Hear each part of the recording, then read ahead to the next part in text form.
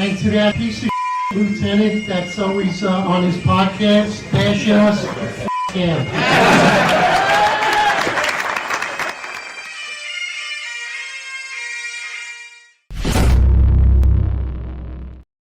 Attention to roll call. All right, everybody. Good morning. 8:05 live Eastern Time. For me, still dark outside. It's 5:05 Pacific Coast. Anybody here on the Pacific Coast, shout out. We got good weather, but it's dark outside, so still early. 3 hours early. John, good morning, man. I tell you, it looks like the theme, we thought the theme may be crumbs, but it's also sex, lies, and overtime. That saga continues. NYPD Lieutenant Indicted for allegedly stealing $64,000 in unworked overtime.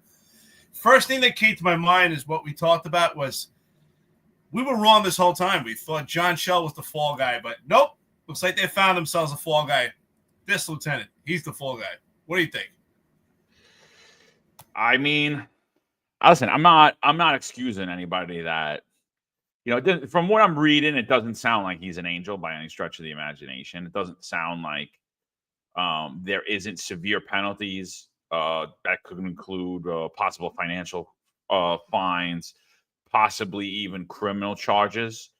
Actually, definitely criminal charges. But the fact that we've seen millions and millions of dollars misused, and there's not even an investigation into it, complete, utter theft of overtime, and there's not even an investigation into it. The people who are signing off on it have not been suspended. The people who are authorizing it have not been suspended. The people who came up with the plan for it haven't even been suspended. So there is no investigation into this by the New York City Police Department. So this is integrity lost. And this kid just looks like a sacrificial lamb to me. That's all he looks like to me. Because I'm like, yeah, all right. Yeah, okay, I get it. No, I get it. But it's literally the equivalent of their people in the mall, and they're robbing Macy's, the whole store. They're robbing JCPenney, the whole store. And this kid gets caught in 7-Eleven with taking some cookies and coffee, and he runs out the door, and they get him. And they're like, we're going to throw the book at him. You see this guy? It's like, well, what about the criminal enterprise that stole all of Macy's, stole millions of dollars out of Macy's? We're not looking at that? Oh, okay. All right. Sorry, guy. You're going to jail forever. We're gonna destroy you, and we're gonna pretend like nothing happened there. So immediately what comes to my mind, I'm thinking, okay, this guy. By the way, shout out Santos Cavuzzo says, good morning, Lieutenant Dim. One of my best friends.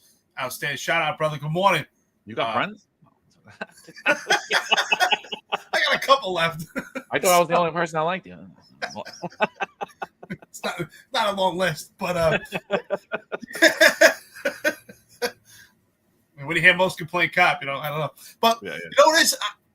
Right away, I'm thinking that he's the fall guy. So what comes to mind to me is it says, okay, so obviously he doesn't have a circle of nepotism. He's obviously not.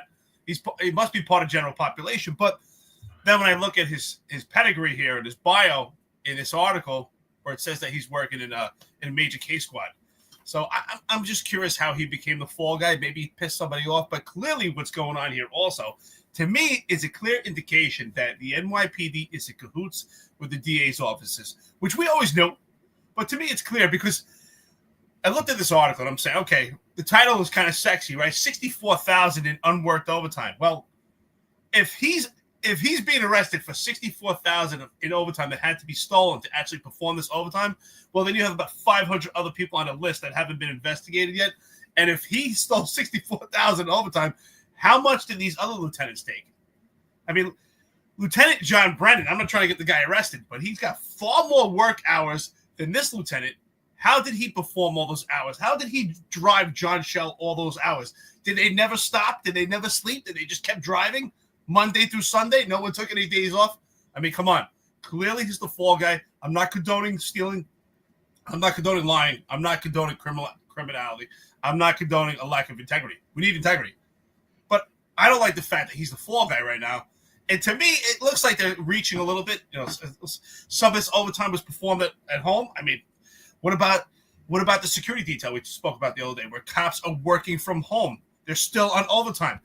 But somehow he's the only one being charged. Got a lot of questions.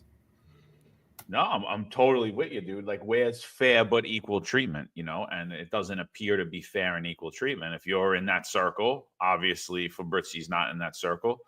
Like I think I said it before. If I was the mayor and a bunch of my friends, and I appointed all my Italian buddies from Bensonhurst and Staten Island, we'd be all already removed. I'd be removed from office, and we'd have RICO charges. They'd be like, "Yeah, and you remember? You ever see them sitting outside that cafe that one time?"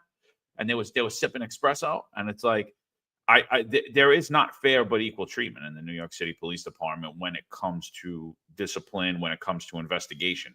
And you could see that clear as day. I mean, I think we've done nothing but highlight that for 2 years with the case of Sal Greco. How many people have gotten a slap on the wrist for criminal association, including New York City Mayor Eric Adams. And again, Eric Adams was hanging out with Roger Stone the other day at the Capitol. He was hanging out, and Roger confronted him about it. And he was like, "Hey, listen, what you're looking for clemency." He's like, "You're looking for clemency from the president, but I'm looking for clemency from you, from my friend Salvatore Greco. You fired him for being friends with me, and here you are. Here you are, my friend, hanging out with me." And so is his whole entire NYPD security detail. And so is John Schell. And so is Kaz Daughtry. That's not criminal association. And so, it doesn't make sense to me. None of it. None of it makes sense to me. It's like, okay, I agree. It's wrong. Stealing overtime's wrong. This kid should have to pay a penalty. But the penalty should be actually less than the people who have stolen. There was a traffic agent, Sam Antal, white collar fraud. He finds this traffic agent. He worked more hours in overtime than he worked for his regular year. So, his regular year of overtime, how thousands of hours, whatever that is, he worked more hours in overtime. It actually doubled. So he worked 2 years, 2 full-time salaries, two full-time positions. And we're not looking into that. Oh, no. Weird. It's not even possible. I gotta laugh that he worked more hours in overtime. I actually didn't see that report. That's interesting. It's but John, what you don't understand, John, is you're so negative. You're all about this negativity. Let's talk about what's positive here. I mean, Eric Adams, in his defense, he was a Democrat. And you know what? He got rid of Sal Greco, but now he's a Republican. So it's a lot different. You got to think positive. Now he's a Republican. He's MAGA Eric. He's a new Eric. So just wipe slate everything Eric Adams has ever said before or whatever he's done. It doesn't matter at this point. He's a Republican now. He needs a pardon or a preemptive pardon. So yeah, I mean, obviously I'm joking, but it's absolutely ridiculous what happened to Sal Greco. The hypocrisy is. I mean, it's every day something comes out that's evidence-based. I mean, recently we saw a podcast come out about Jimmy Rodriguez, also, a.k.a. Jimmy Consafritos, talking about his life. And the first opening couple of minutes in this podcast, Jimmy Rodriguez talks about how he was arrested 3 times in a week. And yet we have him associated with the mayor, high prolific figures in politics. The entire NYPD, and from what I hear, everyone in the Bronx had to have their parties at Consafritos. That's a real credible rumor that everyone in the Bronx and the NYPD had to have their club parties, their fraternal parties at Consafritos. So they're all participating in this whole criminal association. So they just created more hypocrisy. But you know what? Thank you for the ammunition. It's more ammunition for Sal Greco for his case. It just proves it time and time again. The podcast, there's so much evidence out there to show that Sal Greco was completely politically targeted. It was a total hit job. But you know what? He'll be vindicated, compensated, reinstated at some point, and he'll be the one laughing, and he'll be the one on the pedestal. So the podcast that Eric's talking about, it's called the Real Mentors Podcast. I don't know the host name, but it's titled "The Truth Behind Jimmy Bronx Cafe." It's actually, I didn't get to finish listening to it, but I'm going to, and it's actually a pretty good podcast. And I'd love to have Jimmy Rodriguez on this platform because I'd love to hear what he talks about, the unfair treatment of him being in the club business and the restaurant business, the unfair treatment they get compared to the Yankees, compared to Yankee Stadium, compared to being a community-based business versus a corporate-based business. And I'm right on board with all that. So I got to ask him how he feels about this. How is it okay for you to rub elbows with the New York City Police Commissioner, with the entire upper brass, with Pat Lynch, and Sal Greco gets fired for being friends with Roger Stone, who John Shelk, Kaz Daughtry, and Eric Adams were all hanging out with the other day. Makes zero sense to me. So I know he was a little perturbed. He had a little problem with me. I still don't know why. So I'd love to, Jimmy, if you listen to this, I'd love to invite you on this podcast. Real Mentors podcast. It sounded like a cool podcast. It flowed very well, and I actually learned a lot listening to it. So check out that interview and think about that. He's going to talk, and he talks in that interview. Supposedly, I didn't get to it yet, but supposedly he talks about his friendship with Edward Caban in there. Criminal association. Why are we firing cops for things that the mayor and the upper brass of the NYPD are doing? And not only are they not just doing that, it's not even that they were just. Jimmy Rodriguez is a prolific figure, right? He's well known on the New York stage. He's well known on the political scene and the restaurant business. So he's a highlight of that, right? But now, forget all that. They're not even just hanging out with known criminals like what they fired Sal Greco for. They're hanging out with the guy they fired Sal Greco for hanging out with. Is this not insane? Is that not? I mean, does anyone see what the hell's going on here? I mean, New York is being run by a criminal enterprise. Sal Greco was politically targeted for his association with Roger Stone and Donald Trump. And now that Eric Adams is seeking a pardon, it's okay for Eric Adams and all the upper echelon of the NYPD to hang out with Roger Stone. Is that not the ultimate slap in the face to every Trump supporter here? Is that not an ultimate slap in the face to Sal Greco, who did absolutely nothing wrong? Yeah, it's insane right now. It's insane right now. Roger should take Sal with him and say, you know what, Eric, I want you to give a public apology right to Sal right now on TV in public, a public apology, and get him reinstated right now. You want this preemptive pardon? You want a pardon? Make this wrong right. He should have never been terminated. He should have never lost his job. Give him back pay. Give him money for pain and suffering, because this is the biggest hypocrisy we see. And again, it verifies and solidifies and validates everything we've been saying on this podcast. As far as criminal association, just take that whole procedure out of the patrol guide. They revised it, but take the whole procedure out. There should be no such thing. It should be what we've been saying. It's just pretty much common sense. If somebody's out there dealing drugs, you should not be associated with this person. If someone commits crime, robberies, you shouldn't be associated with these people. It kind of makes sense. I mean, it's common sense. I don't think it's too hard to figure out of who you should associate with and who you shouldn't as a police officer. We have the power, responsibility, liability, and accountability to carry a firearm. You could take someone's life. So if you can't figure out who you should associate the company with, this is absolutely ridiculous that we have to have a whole procedure on it. And it was vague on purpose. But Sal Greco, complete political target, should never happen again.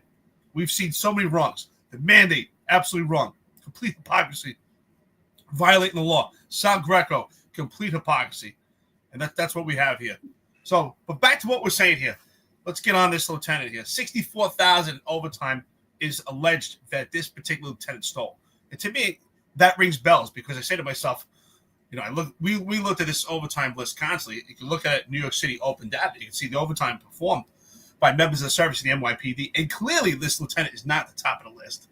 Complete hit job. I'm not saying it's right, but there's a lot of other members of the service, including lieutenants, that are on this list that have far more hours in overtime. So if this particular lieutenant had to take $64,000 in fake overtime, how many hours potentially were stolen by other members of the department? And the other thing is, who's held in the upper echelon liable for this? Where is Group 1 doing this investigation?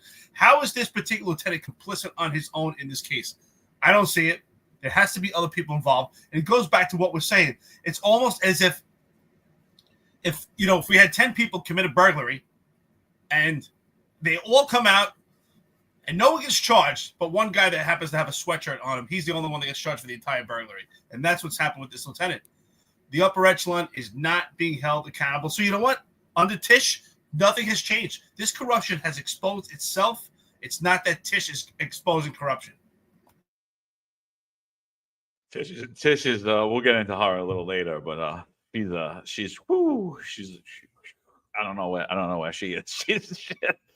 She's looking like really the wrong choice. That managerial skill that Bratton was touting. I don't know. But yeah. So Ron pointed out that this investigation sparked officially prior to the allegations coming out. Okay, maybe officially, but myself and Eric over a year and a half ago filed an IAB complaint and told everybody that the overtime was being abused, and Group 1 did absolutely nothing about it. So Internal Affairs was well aware of it. I mean, considering they leaked the entire case that we dropped with all the irrefutable evidence we gave, they leaked that to the police commissioner, Ed Caban, who then told his friend, Jimmy Rodriguez, who then threatened me because he thought he was going to scare me. Considering all of those things happened, it was well known in the department that there were overtime abuse going on, and the department did nothing about it. So, like what I'm getting at is the department is still today systemically corrupt, because from the top down, we saw the 64K and funds. It's wrong. It's terrible. I guarantee if I looked at that case, it's not going to be $64,000. I think it's going to be a lot less than that. And I think if you hear it, you're going to be like, yeah, that's absolutely nothing compared to what was going on in the chief of department's office, the chief of patrol's office, deputy commissioner operations office, first deputy commissioner's office, and everybody else's, the police commissioner's office, and all these other offices. I guarantee that. I guarantee if you actually got your hands on it, it's going to look like nothing compared to what the lieutenants and the bosses, including the top tier mayoral appointed managers in the NYPD, did and allowed. So I guarantee that, so what we're seeing here is a two-tiered justice system in the NYPD, but it's even worse than that, because the most egregious offenders aren't even being brought to task. There's not even an investigation against them. They're not modified. They're not suspended. This is what Jessica Tisch is doing. Yeah, I don't know. I don't know what happened before I got here. I don't know what happened. All I know is I got overtime controls now. All I know is I put in overtime controls now. I can't speak about what happened here, because if anybody else, we're not going to investigate this, obviously, because we can't make Eric Adams look bad. But, if the feds happen to be investigating this and we're not aware of it because none of us have a security clearance and none of us actually know what's going on anymore, so we can't keep you safe from terrorism or anything else, I'm just going to wash my hands of it by letting everyone know that I don't know what happened before I got here. I know we know what happened before you got there, and we know what you're doing right now, and which is zip, zero, nothing. You're helping corruption along. You're covering it up. Covering up corruption is corruption. Rob Nabby makes a good point, but that's not really what I'm actually alluding to. But Rob Nabby makes a great point. He says, Eric, Group 1 doesn't investigate lieutenants. You know that. You're absolutely right. I know that. But the reason why I mentioned Group 1 is because it's my opinion, based on the facts, based on the evidence that we have in this excessive amount of overtime. We have a testimony from Jeffrey Madry, former chief of department, recently former chief of department, along with our first deputy commissioner, that they actually testified to the city council that they're responsible for the oversight of overtime within the NYPD, which to me would include them in this investigation. And of course, they're not. So that's why I mentioned Group 1. To me, it's a complete deflection. Let's find some poor soul to take the heat for everybody. Do I condone him stealing time? Absolutely not. Could this be a different aspect of him stealing time in contrast and dichotomy to the lieutenants at One Police Plaza, to the overtime that's there? Yes, but the bottom line, there's still abuse of overtime, and to me, this is just a complete deflection for this particular lieutenant. Let's get the heat off the upper echelon. Let's show that we're doing an investigation. Let's show that someone is going to be criminally liable, and hopefully, this will get the public, and get those two crazy lieutenants off our back right now, and their friends and listeners on the podcast. To me, complete deflection. Jonathan Fredericks, shout out to you, brother. Good morning, coffee and donuts, $4.99. Good morning, everyone. He was blatant in his overtime abuse. He did the same thing in narcotics and got shifted around. So apparently, this particular lieutenant, maybe that's why he was the fall guy in this. Apparently, if Jonathan Fredericks is familiar with this particular lieutenant, I'm not. Obviously, it seems he must have a track record. So maybe that's why he's the fall guy in this. Figure maybe for some reason they let him get away with it the first time, but they'll take care of it this time, because I said, how could he really be general population if he's in major case squad? I mean, so usually, you need a good phone call to get in that squad. So there's definitely a lot of layers to this, but I think it's complete deflection, complete distraction, divert the attention from the upper echelon and focus on this lieutenant, wrap it up. And then, like you said, the system is broken. The system is still corrupt, and it moves on. Well, listen, he's obviously got some friends in high places. If he was jammed up already for stealing overtime and then he's still in major case, I mean, you could tell that there was some friends there. You know what I mean? But how close are friends? We don't know. Why would you be in major case after you had already screwed up? So let's read what the Post wrote about it. All right. A high-ranking NYPD lieutenant was busted Wednesday for allegedly stealing more than $64,000 in city funds by logging bogus overtime hours, Manhattan prosecutors said. Thomas Fabrizi, a lieutenant detective commander in the NYPD's major case squad, allegedly submitted falsified overtime slips from July 23 to February of last year, even raking in more than $10,000 in some months, according to an indictment unsealed in Manhattan Supreme Court. During some of the periods, he allegedly claimed he was working. Fabrizi, 33, was instead driving home to Rockland County in an unmarked SUV assigned to Major Case Squad, according to the court documents. He also put in overtime hours spent at home after returning from work, and for time periods where he never even traveled to New York City and was just hanging out in Rockland County, prosecutors charged. Fabrizi, a 19-year veteran in the NYPD, is also accused of submitting overtime slips for time he spent working freelance for McCann Protective Agencies, a New York-based security firm, according to the court papers. Fabrizi allegedly never obtained the required NYPD authorization to work for that company, where he provided security for corporate clients and upscale events and VIP escorts, prosecutors said. The lieutenant resigned from the major case squad last March, according to the indictment. The NYPD confirmed Wednesday that he was suspended without pay. Public records show that Fabrizi made about $310,000 in compensation last year, racking up more than 1,090 hours in overtime, for which he was paid $130,000.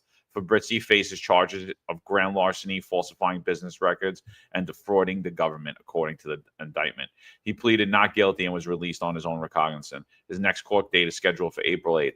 The news of Fabrizi's arrest comes a month after former NYPD Chief of Department Jeffrey Madry faced a federal probe related to accusations he traded sexual favors from an underling for astronomical overtime. Police Commissioner Jessica Tisch commented briefly on the department's overtime policy during an unrelated press conference earlier this month. I can't speak on the past, but what I can say about the present is we have articulated very clear overtime controls and reiterated that it is the responsibility of managers in the department and certainly executive leadership in the department to manage and focus on overtime, the top cop said. That is nothing new. And that is the case at any city agency you work at. I dealt with the same issues at the Department of Sanitation. So I just want to say this is the tale of two Patricks today. We got great comments by our different Patricks here. First Patrick here, Patrick Donahue, my brother, who's usually making some hysterical comments, but this one's pretty serious and he's right. But this is where I want to say where I think the deflection is and divert the attention and coincidence. I don't believe in coincidences. But so Patrick Donahue is our first Patrick. He says, I don't believe the arrest of this lieutenant was to appease the uproar of what allegedly happened in Madry and Shell's office. Investigations take time and then indictment/arrest. So there's our first Patrick. Great comment. I agree that potentially there could be a complete contrast with this investigation in comparison to what's happening right now at the upper echelon, along with the females that are involved, Epps and Sanders. I agree.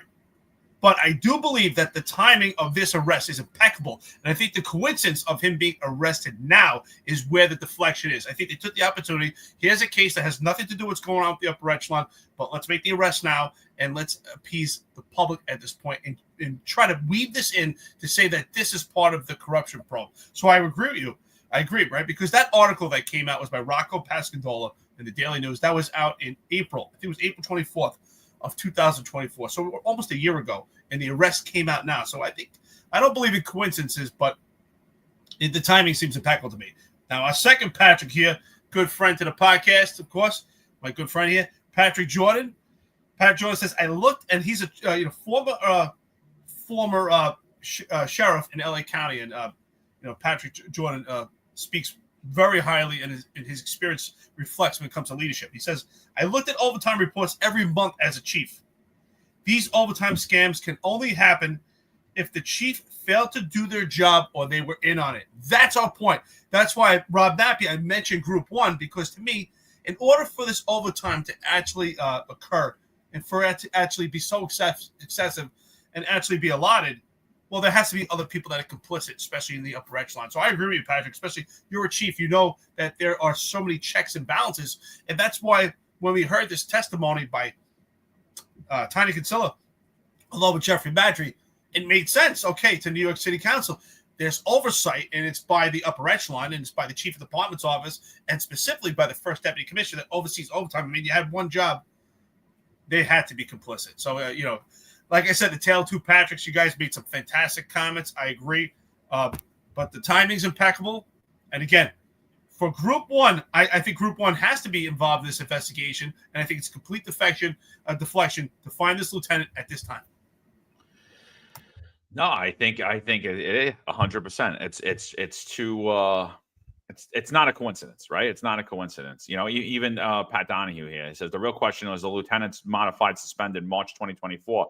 Why did it take 10 months for the DA to arrest him? If that is the timeline for recent headlines of overtime misuse, 100%. Listen, they're running a perception management campaign. They're running a PR campaign. You see it clear as day. I mean, the whole Tucker Carlson interview with Eric Adams, now the Stephen A. Smith interview. He's going to probably go on Rogan next. He's going to go on everyone that's in this Trump agenda. And what they're doing is they're cleaning up Eric Adams' image, and now they're trying to clean up the image of the department, bring in Jessica Tishin. Oh, look, we're cleaning up the overtime abuse. Now, don't get me wrong. I see people here saying, oh, I feel bad for this. I don't feel bad for this lieutenant at all. I got to be honest with you.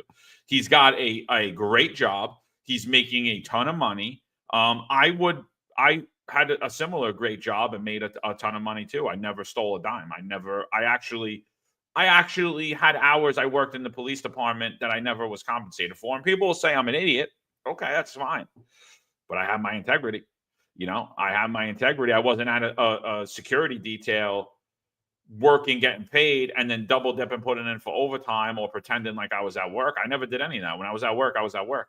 Even there were times I was at work when I wasn't at work, And so I don't feel bad for him whatsoever at all in any shape, form of anything. I don't.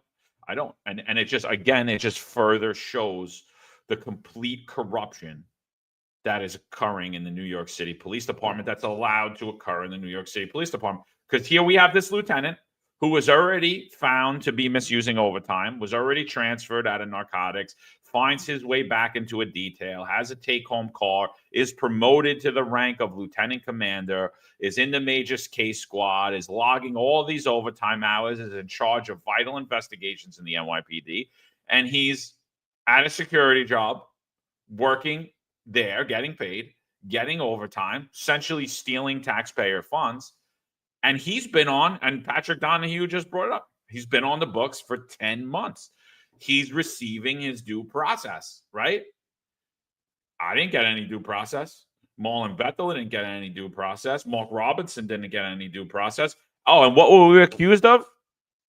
What did we do? Oh, nothing. That's right. And we're going to sit here and people are going to say, I feel bad for this guy. No, I don't feel bad for him at all. I honestly don't. I don't feel bad for him whatsoever. But I see the play. I see the play. We're going to collar him now. We're going to make like we cleaned up this overtime abuse when it couldn't be furthest from the truth, because the fish stinks from the head. And like Patrick Jordan said, there is no way this could have occurred. Not him particularly, but the egregious overtime abuse throughout the entire department that was much worse than what he did. He's a criminal, but he's a petty offender compared to these people. He's a petty offender compared to them. If what he did is true, this is petty compared to what's going on at the top and compared to who allowed it to happen, because they oversaw millions of dollars being misused. So I don't feel bad at all, but I see the play in it. And yeah, I see a sacrificial lamb. I see, it reminds me of the scene in Goodfellas.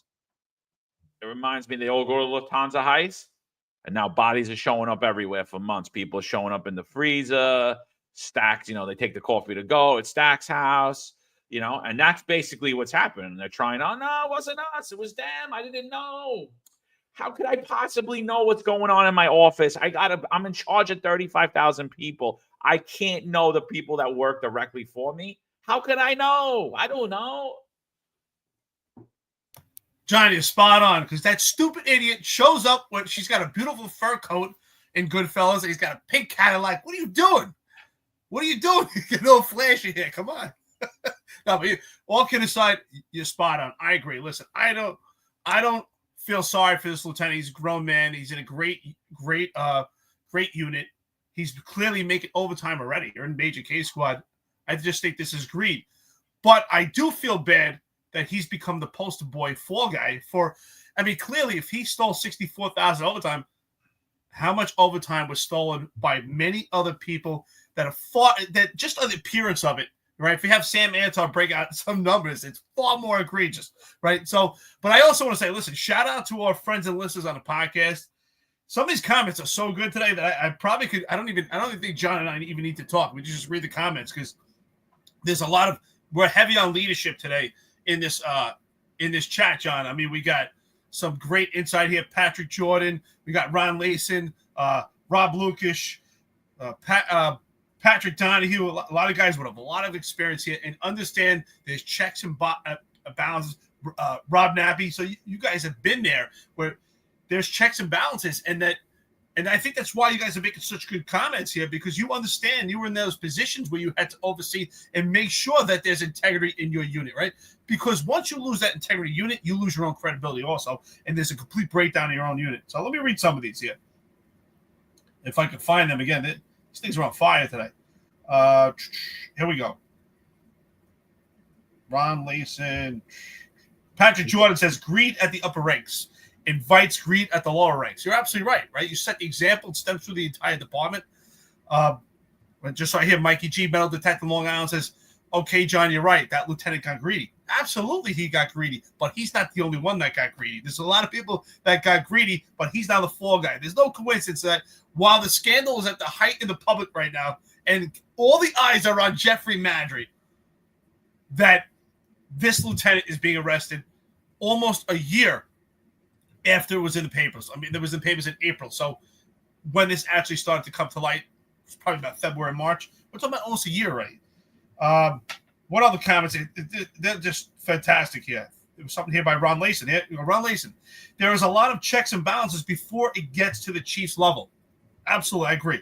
That's why I know sometimes Ron and I don't agree, but I say that all the chiefs that are active right now are complicit, and in the sense that there's a lot of silence and there's a lot of things that maybe chiefs are compartmentalized and they're not involved in the inner workings of all these personnel movements, but they see stuff that doesn't look right. He says, how was this missed by the ICO and then the borough and bureau executives, captain/deputy inspector/inspector before the upper echelon would know? So clearly group one, it just deflects all the appearance of impropriety from the upper echelon and deflects it to the lower ranks. And to me, when it comes down to investigations, the lieutenants, to me, would fall into the lower ranks. So, but I appreciate it. Rob Mappy says, my job as a narcotic... Man, these things are flying in. My job as a narcotics borough commander was easy because we were not allowed to go over the cap, period. If you did, you were thrown out, LOLs. Yeah, because you had... I'm sure there was complete exceptions, depending on what the cases you had. But you had to make sure that nothing was egregious, that there's no eyes on it. You don't want any. You don't want eyes from the DA's office. You don't want a probe from internal affairs. You want integrity in your unit. I mean, that is a major component of being a leader, is that you have integrity in your unit. You have morals. You have a ethical compass. So, but John, I think this comes down to greed with this lieutenant, but he's not the only one. I mean, we look at this overtime list. Some of the hours that it's alleged that these people worked is just I don't know. To me, seems impossible. I did almost 700 hours my last year, and I was exhausted. How are these people doing almost 2,000 hours? I don't see it even being possible. And I lived pretty close. You know, I was living in New Rochelle. I lived in Astoria, and I was working the Bronx. It was close. Some of these people live way upstate. Listen, and that's, here's his overtime. Shout out to Sam Antal, white collar fraud. He just sent this over to me. So 2024, payroll number 56, Thomas Fabrizzi, agency start date, 7/11/2005, work location, Manhattan, his rank, lieutenant detective, commander of detective squad. He's still active, right? He's receiving his due process. His base salary was $154,359. The regular hours he worked, 2,080. Right? And that brings his regular gross pay to $156,760, right? Now his overtime hours, 1,091. So almost half of the hours he worked were overtime. The total overtime that was paid was $130,677. His other pay, $22,000, and I believe that brought him, I don't know the whole thing, but it brought him around whatever we said, $330,000, whatever that was. But Jonathan Frederick brings it up here. He really screwed Major Case. The whole unit got overtime cut. The CO got bounced, as well as the XL. And again, that is a major highlight in the corruption that's being allowed to fester at the top. Because in the other offices, the COs didn't get bounced. They actually, one of them got promoted. He got promoted to the chief of department. He's put in charge of the whole department. Kaz Daughtry didn't get bounced. Tanya Kinsella, who's in charge of the overtime for the entire department, didn't catch any of this, which I don't believe, by the way. She didn't get bounced. But yet, it shows that there is some accountability in the police department, because why these people got bounced, the CO and the XO, is they're saying, you didn't know he wasn't here? You didn't know he wasn't at work when he was putting this overtime in? Where were you? You failed to supervise. You failed to do your job.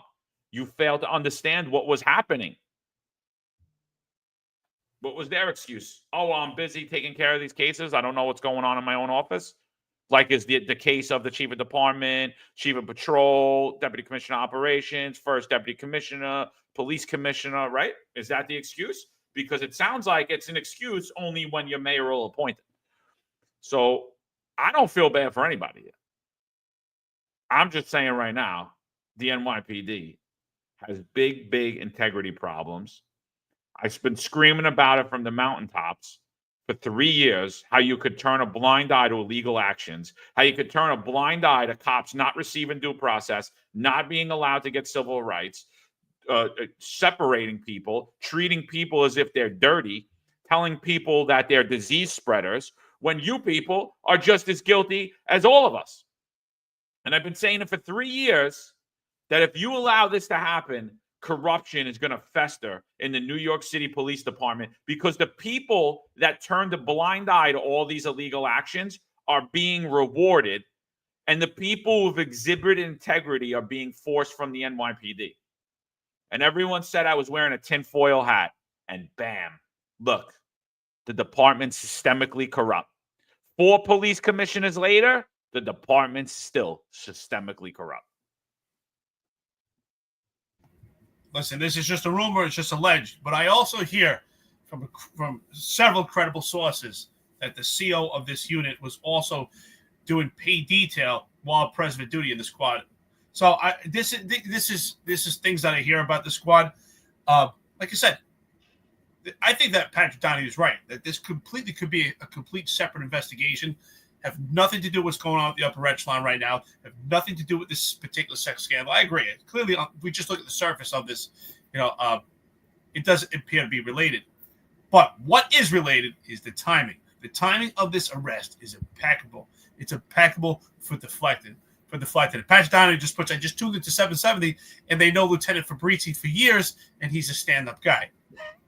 I actually, listen, I received a lot of texts, and there's a lot of people saying that they worked with Fabrizi. And what do they say, John? What's the theme of the NYPD? He's a great guy. He's a nice guy. He's a nice guy. Mo. Good guy, Mo. It's like, yeah, he banged my wife, but he's a good guy, Mo. Good guy. He had to do it. Good guy. That's the one thing I've learned about the NYPD. It's the nicest people you've ever lived, right? Everyone's a nice guy. Okay, but are they a good guy? I mean, if you're stealing $64,000 in overtime, how much of a stand-up guy are you? This is not somebody I trust. And that's the bottom line. John, I never stole a minute on this job. And you know what? Good guy. He's at my funeral trying to bang my wife. Great guy. Great guy. Well, listen, you're dead. You know, he's trying to do the right thing. He's trying to take care of it, you know. Hold on. But honestly, listen, there were plenty of times where, you know, and I knew people were jealous because, you know, they're envious. We're out, you know, as a special operations unit, you're getting illegal firearms, so sometimes you're getting more overtime than other people. I would listen. Plenty of times I would stay after, you know, if my overtime ended at 6 a.m, I would leave maybe 10 minutes after that. No one could ever say anything. There's no questions about it, and put my overtime slip afterwards. So there could be no questions. There's no doubt. So you have to protect yourself, right? You have to be smart. You have to protect yourself. And that's why leadership is so important. You know, Patrick Jordan's talking about leadership. Ron Layson, Rob Nappy, Rob Lucas. Man, I tell you right now, sorry, Rob Lucas. John and I have been screwing up your name. We call you Rob Lukovich, Lucas, Rob Luca. I apologize. If you could give us the pronunciation, we could probably get it right. But the bottom line is this. It's important that the leadership maintains integrity and has these checks and balances, because not only are you protecting yourself, but you're protecting your unit, you're protecting your people. That's what leadership is about. So, yeah, Juju, he says, are we sure about that, Eric? Yeah, I tell you right now, I'm a man of integrity. The question is, are you a man of integrity? You spend your entire job hours on overtime also monitor this podcast. I never stole a minute of overtime. Never. Absolutely not. So, but that's the bottom line, John. This is, here he puts it. Rob Luca puts, LOL, no problem. It's Lukash. Yeah, we were screwing up. Ron told us last night, and Eric still pronounced it wrong. So, well, John, you said I was an English major. I was actually a history major, but well, whatever. I thought they told you how to read. You know. How do you like my artwork? How do you like my artwork for this one? You know, very I love Eric Adams in there. But that's the bottom line. If he stole 64,000 overtime, how many hours were stolen in overtime by some of these people on these overtime lists? It's so egregious. There's no doubt about it. This is not a full investigation. Clearly, they're cherry picking. They've managed to lump this lieutenant. I agree with Patrick Donahue. It appears to be completely separate. Appears to be a complete contrast. But they managed to lump him in with this scandal. Let's divert your attention, just like Michael Kepler would say. Don't look here, but look over here. Don't look him in the eye. Yeah, Pat, the Chief Jordan, if you could please tweet what you wrote here. I know Eric wrote it out, but I know Eric read it out already, but it's vitally important. I looked at the overtime reports every month as a chief. These overtime scams can only happen if the chief failed to do their job or they were in on it, which goes back to my point of either they're highly incompetent or they're in on it. But either way, they don't deserve to be where they're at. And I'm telling you right now, when that Lieutenant Epps, the $400,000 lieutenant, when her complaint drops, there's going to be fireworks. Because you're going to see what was going on at the top. You're going to hear what was going on at the top. And yeah, I don't feel bad for her either. Let's get it right. But she knows where all the bodies are buried. And we're going to start to hear a lot of stuff that are coming out. And guess what? There's going to be a lot more people talking about what the hell's been going on in this criminal enterprise that's been running New York City, particularly the New York City Police Department. It's absolutely disgusting. Integrity lost 750 people on here this morning. Thank you for joining us this morning. We're talking about a NYPD lieutenant who was indicted for stealing $64,000 in overtime. And now, while we don't feel bad for him, and we believe integrity is a non-negotiable in law enforcement, although today, in today's NYPD, under New York City Mayor Eric Adams, integrity is not welcome. If you have integrity, more than likely you will be forced from your career. Incompetence and blind obedience will get you to the rank of lieutenant commander with overtime, with take-home car, and you can do all these overtime abuses. We find it funny, the timing of it all. Huge overtime corruption scandal breaks out. Probably the biggest overtime corruption scandal in American policing history is about to unfold. Actually has already unfolded and is continuing. We saw the now Deputy Commissioner of Operations, Kaz Daughtry, is still receiving overtime. Made $100,000 in overtime, over $100,000 in overtime in 2024. Completely illegal. No investigation into that, though. No investigation into all of these promotions that just happened. Woo, yeah, no, this person's great. Yeah, they made 2 arrests. Awesome. They should definitely be a first-grade detective. Yeah, absolutely. So great. 3 years on the job. Oh, and she drove this one, and now, oh, wow, that's weird. Yeah, so that's what we're talking about this morning. So you guys can do us a favor, hit the like button, hit the share button, and subscribe. We appreciate it. Yeah, but I think it's vitally important what Patrick Jordan said. So if you could actually tweet that out, please, because I will retweet that, because I don't think people understand that it's impossible. It's impossible for people not to know what was happening. And that's why this lieutenant's CO and his XO got bounced. For that exact reason. Where were you? You failed at integrity control. I was talking to somebody yesterday. Been doing a lot of work behind the scenes about things I can't really talk about on here, but they'll be revealed in due time. But I was saying yesterday, I was like, I think I'm the only integrity control officer in the NYPD that actually did my job in 2021. I think I'm the only one that was like, I was like, yeah, this is illegal. I'm not doing it. This is absolutely illegal. I think I'm the only one. I was like, I literally said it. And, you know, I know I probably sound like a maniac saying that, but I think it's legit. I think it's legitimate. I'm the only one that I was in charge. The religious accommodation request had to come through me. The medical accommodation request had to come through me. I'm the only one that did my job. I said, this is completely illegal. I don't know. I recommend you get a lawyer. I'm not taking part in this. Thank you. I actually upheld my mission as integrity control officer. No, you know, I always give you credit, right? Because we talk about the mandate, and I'm like, and I said, at this point, it's pretty much you've been unrivaled and unmatched with your knowledge about the mandate. You really dived into it. I give you credit.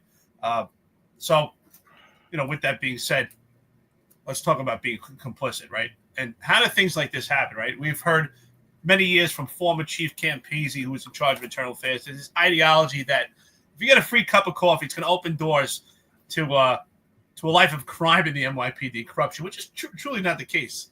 I think it really comes down to your moral character in combination with a lack and mismanaged leadership. I think it really comes down to a lack of leadership. If this lieutenant was in a position where he thought he couldn't get away with stealing 5 minutes of overtime, he would have never started this path of taking the overtime. Clearly, there was no oversight. And if there was oversight, they turned the blind eye to it because they're doing it themselves. That's why I think the upper management and leadership always has to be held accountable.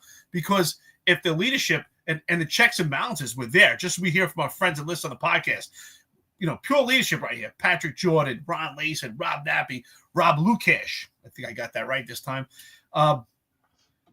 These are people that have been in leadership themselves, and they understand that if the checks and balances are not there, that it opens the doors and windows for stuff like this to happen. So if those doors were closed, those checks and balances were in place, that's why the leadership in this particular case should be held accountable, then 64,000 of overtime could have never been stolen. So is he complicit on his own? Absolutely not. He should not be. He's not on an island by himself. He didn't do this by himself. Did he actually fill these slips out by himself? Yeah. But there's a lot going on this railroad, on this track right here, that allotted this lieutenant to get 64,000 in fake overtime. I'm sure at some point that they were aware of it. And if they weren't aware of it, that's an even bigger problem. But what are they doing themselves that they have no idea what's going on in their unit? There's a lot of questions here. So it's not just them, but it stems. I always talk about small unit leadership breakdown. It stems throughout the entire department. Talk about small unit leadership breakdown.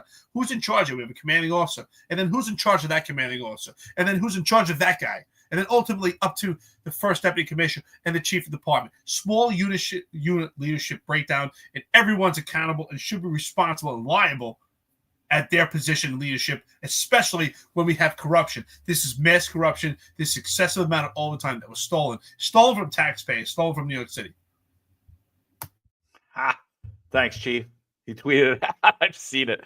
So Mr. D says the internal affairs always picks the lowest hanging fruit. Let's talk about Group 1 for a second. I don't know. I know Jessica Tisch doesn't know what happened before she got here, and I know the overtime controls are now in effect because Bill Bratton said they are. I know that. I trust everything they're telling us.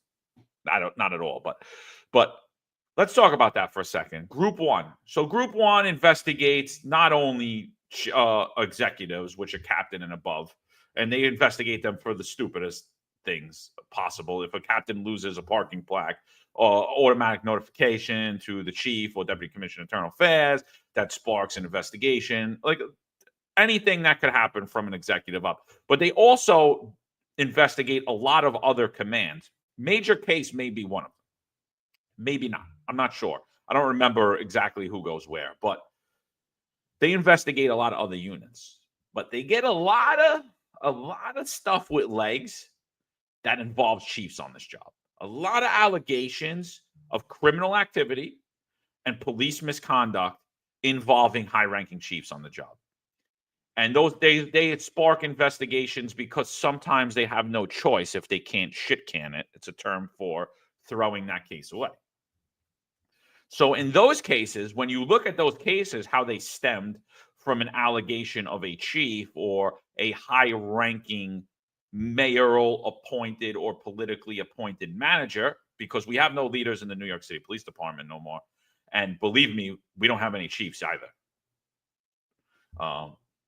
In name only. So when those investigations happen, what you see is when you look at the discipline that's given out as a result of that investigation, you only see lieutenants get in trouble. You see captains get in trouble. You see deputy inspectors get in trouble. Sometimes you see an inspector get in trouble. You don't see the person who actually did the deed get in trouble.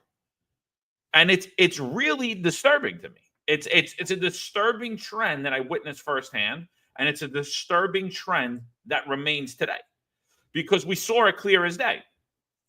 A sergeant had probable cause that a retired member of service menaced youth with a firearm.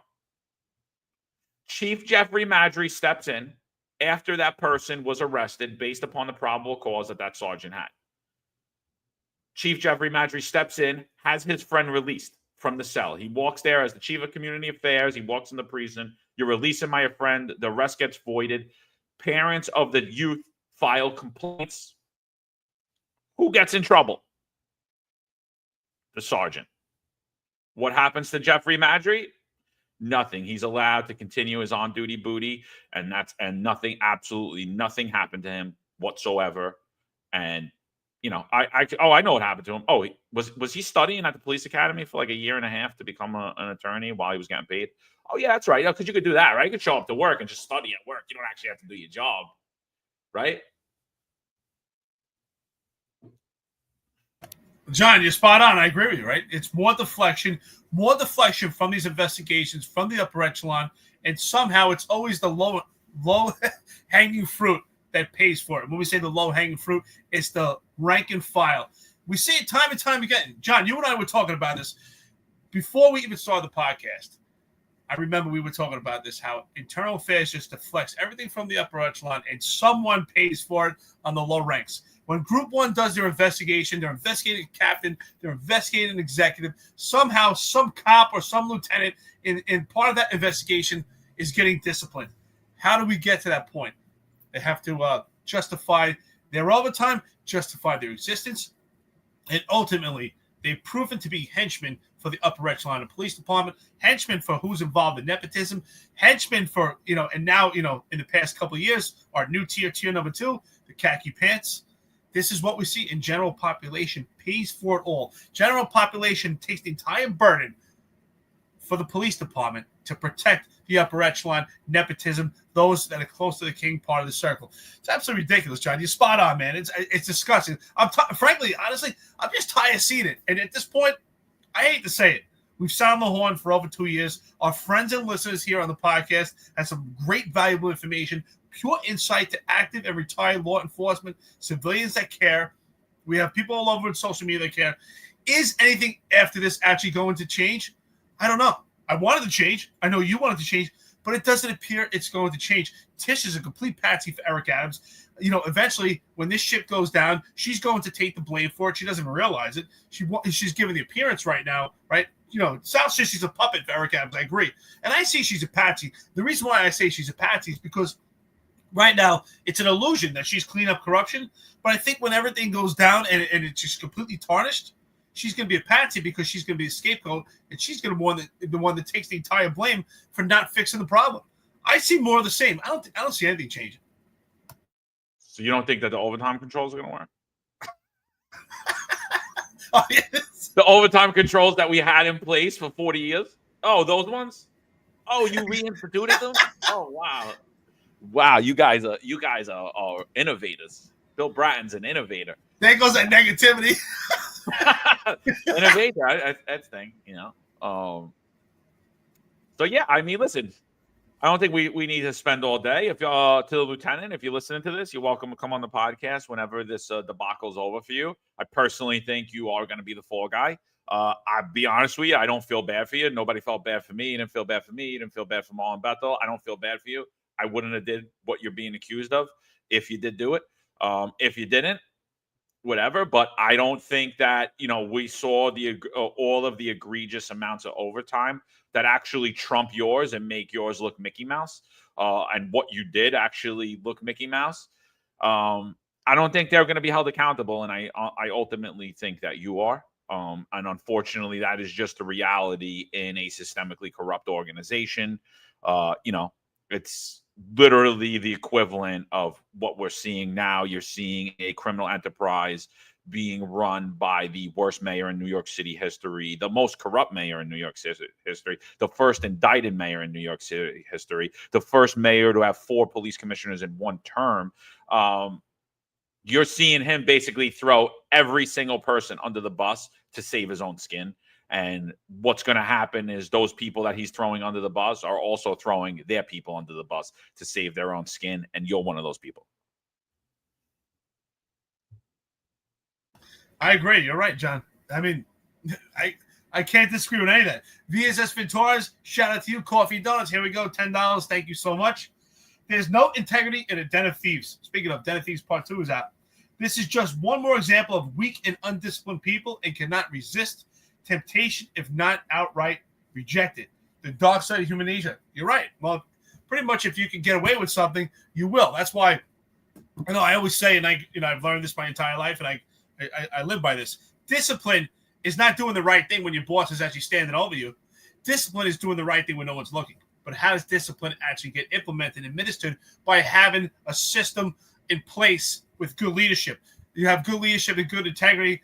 That's how a system upholds discipline, because that's what discipline is: doing the right thing when no one's looking. Right? That's why we strive to be good parents. You want to make sure that your kids are disciplined so that they do the right things when you're not looking, when you're not there. Because most of the time, your kids are not actually in your presence. If they're at school or they're out with their friends, you want to know that they're disciplined and they're doing the right thing when you're not there, because you've instilled values into them.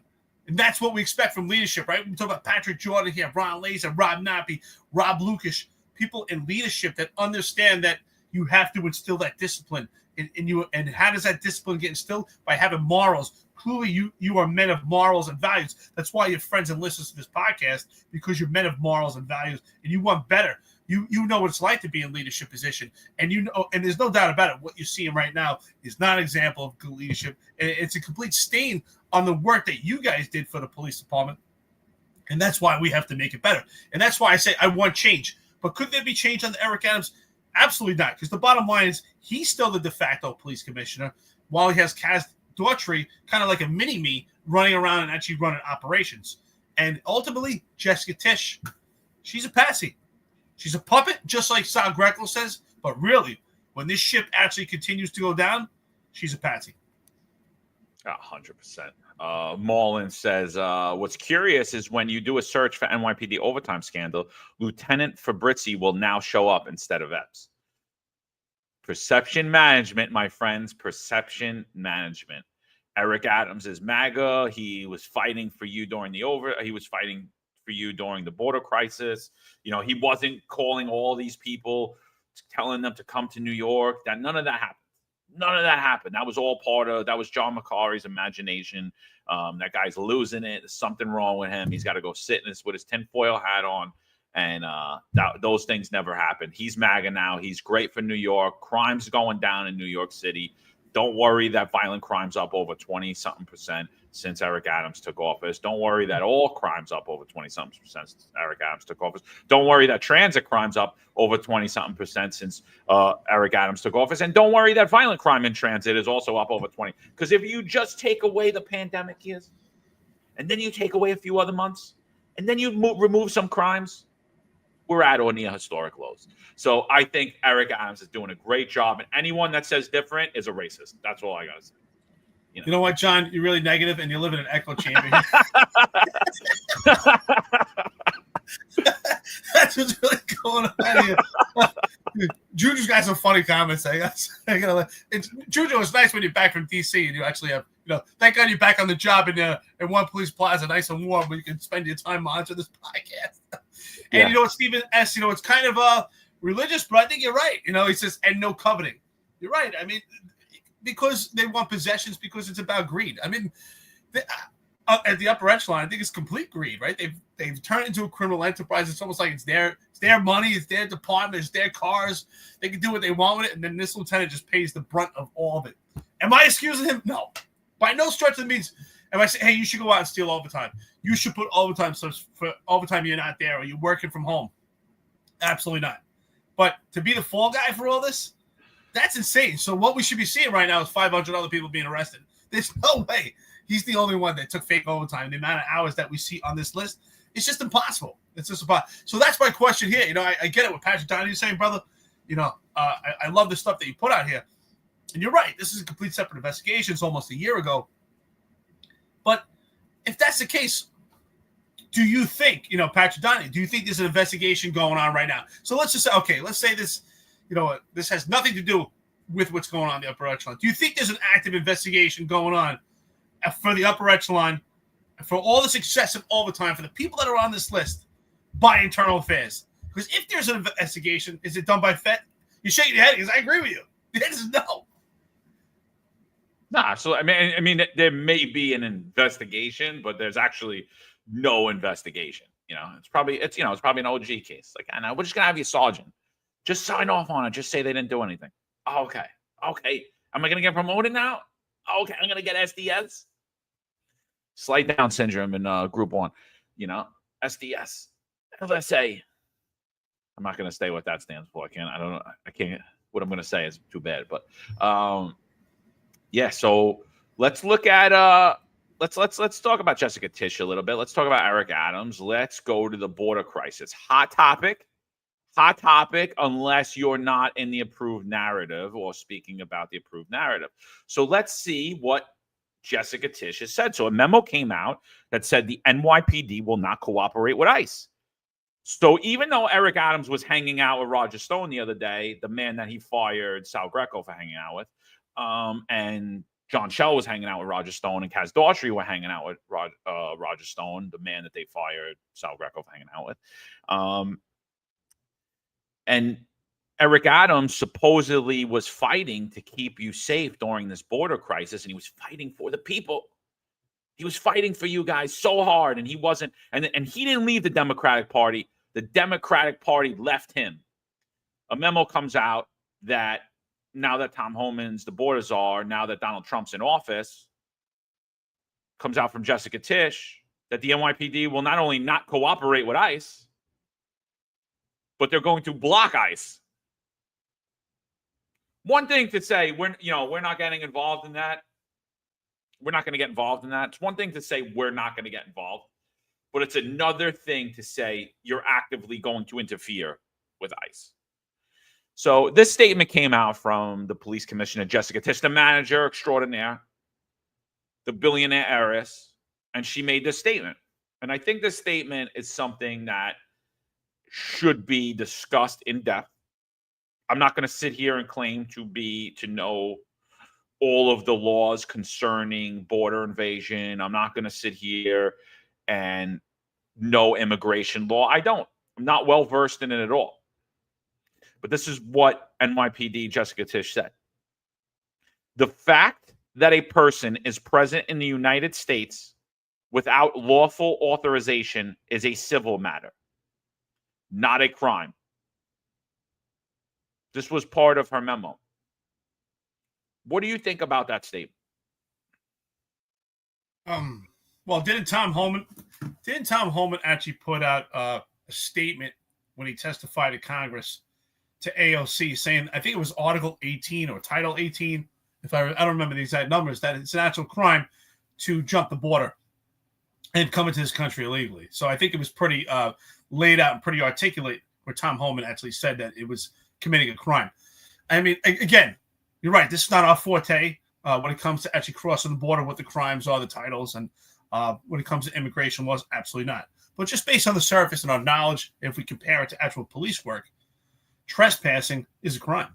Trespassing, even if you just step on someone's lawn, right, an open house, that's a violation, right? There's a sense of privacy and a sense of domain that we have ownership over. And I would think also that we have ownership and domain over our country. Do we want people just storming in? I don't see how it's a civil matter. Again, I agree with you. It's not our forte. I want to dive further into this, but just on the surface of it, it doesn't appear to be a civil matter to me. I mean, what's the civil matter here? I mean, we're going to work this out in civil court. As I said, Tom Homan said it was a crime.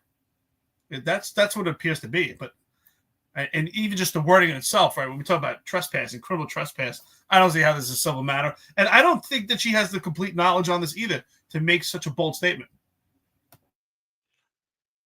I think so, to say it's civil, I had someone who's very well versed in this, and I know there's a lot of Homeland guys on here. So please, if you guys could just let us know, guys and girls from Homeland, let us know what you feel about this statement. Is this an accurate statement in your opinion? Now, I don't know how it's deemed legally, if it's considered civil or criminal, but I can't see how it's civil. You're in the country illegally. Deportations, to me, a civil matter is I will pay something by fine. I'll pay a fine.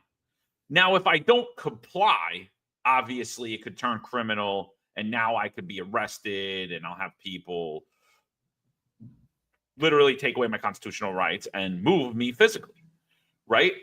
But with deportation, I can't see how it could be considered civil. You're having armed agents of the government come and physically remove you. Physically. You're being deported. I'm taking you right now. You're coming with me here. You're in Florida. You're in New York City. And boom, you're going to wherever they're sending you to Mexico, to Europe, to Italy, wherever they're sending to you. I can't see how that is a civil penalty. To me, that is a very severe penalty that falls in line with a criminal penalty. Now, maybe you're not putting me in jail, but to me, that feels like a severe penalty. I don't know. A civil penalty to me is, yeah, you threw your gum on the floor. You spit. Here's a $50 fine. You parked your car illegally. Here's a $75 fine.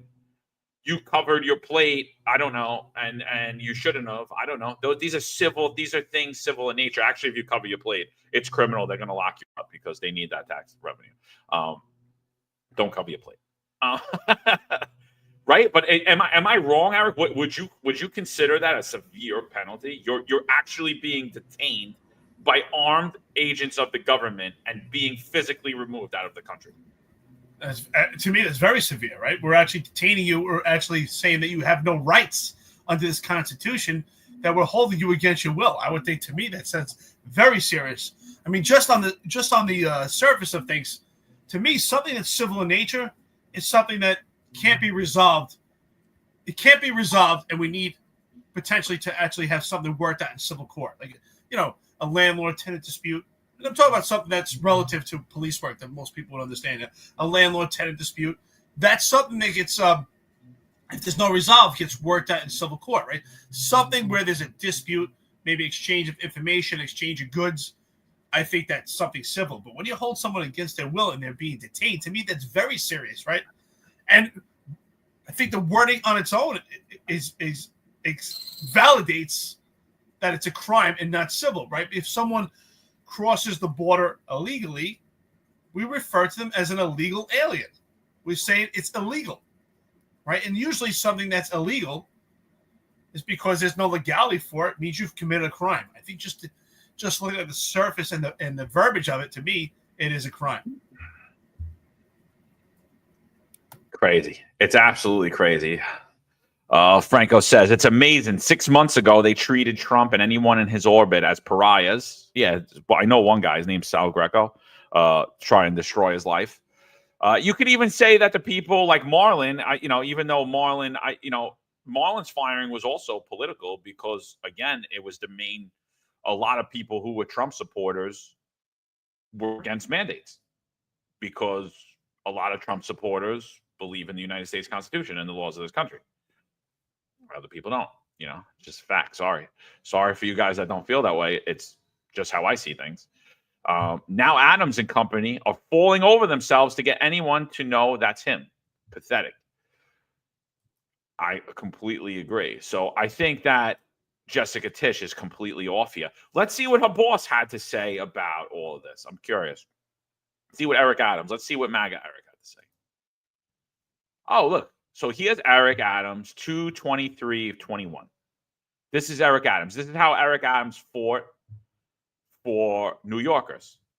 This is how he fought against the Democratic Party. This is how the Democratic Party left Eric Adams. He didn't leave the Democratic Party, even though he was the champion of the Democratic Party. Let's see.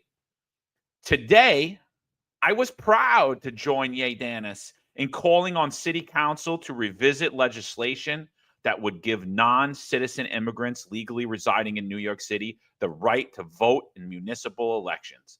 When immigrant communities are disenfranchised, we all lose. So not only did as October 3rd, 2023, after he said that when he supposedly spoke out against the Democrats and was indicted for it. So not only did he, when he was continuing to say that he believes in open borders, not only did he believe in open borders, he believed that illegal aliens have the right to vote and they should have the right to vote. So this is how he was fighting for New York City residents. What do you think, Eric? Should illegal aliens have the right to vote in New York City elections? Should people who are not here legally have the right to vote in New York City elections? Is this a MAGA stance? Is this a Tucker Carlson? It's weird. Tucker Carlson didn't ask him anything about this. It's weird. It's funny you say that. I thought the same thing, right? How did Tucker Carlson not ask? But clearly, to me, I mean, this is an indication, and this you get to see right here. You get to see the tale of two Erics. This is the pre-indictment Eric. This is the pre-MAGA Eric, where he's championing for illegals to actually be documented and actually have the opportunity to vote. So, no, I don't think you should, right? People have fought and died to amend the Constitution to be allowed to vote. People have fought for equality of rights. I mean, what would Martin Luther King think about Eric Adams' statement here? If Martin Luther King was alive right now, what would he think about your statement here right now? How he fought for civil rights and fought for justice. And we're just saying, people that are in this country illegally should just have the opportunity to vote. I mean, that's the most ridiculous thing. Again, I say it. People have fought and died, have given up their life, the ultimate sacrifice, so that they could vote. And we're just going to give it away. Again, I mean, I don't know if there's people on here from Homeland Security. I know we do have Homeland Security personnel following. Again, if you have any good insight, let us know, please. You have more knowledge. This is your wheelhouse. But somebody put down here one of the codes, trying to find it. Oh, Joseph put, it's a crime. Read 8 USC Title 1325. So I bet you I'll take a look. I don't know if you're a Homeland Security personnel yourself. I'll take a look at that. But to me, just on the surface, without any knowledge, just as a layman's person, I would think it is a crime to actually. I mean, when we talk about even just like on a local level, policing, right? Criminal trespass is to remain somewhere with no legitimate reason, right? No legitimate purpose. You have no authority to be in a particular location with no legitimate purpose. So they have no authority to be here with no legitimate purpose. I don't know. It just appears to be a crime to me. I don't see how it's civil in nature. Yeah, Nanda says it can be both criminal and civil, but the mere fact that you reported doesn't constitute a crime. I'm talking about the severity of the penalty. I'm talking about the severity of the penalty.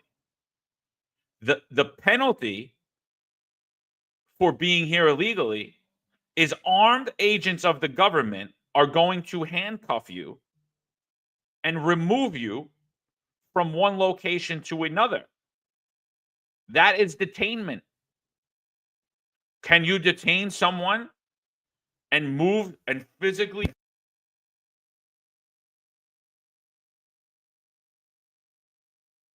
Sorry, I hit my mic. Can you detain someone who didn't commit a crime? I don't think so. No, I mean, according to the U.S. Constitution, right? We actually have a Supreme Court case. It's called People versus DeBoer. And if you're going to detain someone, right? A lot of people think it's a Terry stop, and a lot of people are misinformed or just don't have the knowledge behind it. But if under the U.S. Constitution, you have the right, your Fourth Amendment is your right to search and seizure. You have the right to not be detained. It's your domain. It's your person. But there is a case, People versus DeBoer, by the Supreme Court case, that if it's suspected that you have committed a crime or about to commit a crime or going to commit a crime, the police can detain you for a reasonable amount of time to investigate under People versus DeBoer.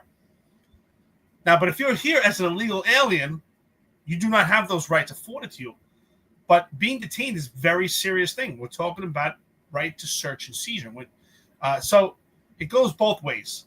But I believe to detain someone against their will, it would have to be egregious and something serious, and it would have to be a crime. We're not going to detain someone that is civil in nature. You know, even if someone owes a substantial amount of money in a civil case, for the most part, we're not going to detain them. So why would this be any different? I don't know. I think One Police Plaza is like a different world than the actual NYPD. And I realized that when I worked there for a short time. Like, it is actually a different world. Juju's saying, like, they're not, like, it's like its own ecosystem. It's not like the NYPD. It's like it's the weirdest place ever. It's actually a horrible place to work. That's why I didn't talk to anybody when I was there. I just, but Juju said if Adams gives ICE the green light, lots would resign in protest. Nobody's resided. Nobody. Maybe you, Juju. Maybe you. I doubt it, though, because then you're not going to get overtime for on-duty booty. Who else is going to hire you? And, and most of the cases in One Police Plaza, I agree with it. Who really would hire any of you? I mean, like, I wouldn't hire you to be an entry-level employee in Dunkin' Donuts. I mean, you'd fail miserably. I mean, the skill set to be a detective at this point, or a sergeant or a lieutenant in the NYPD, I mean, you're not even qualified for most entry-level jobs. It's unbelievable at this point.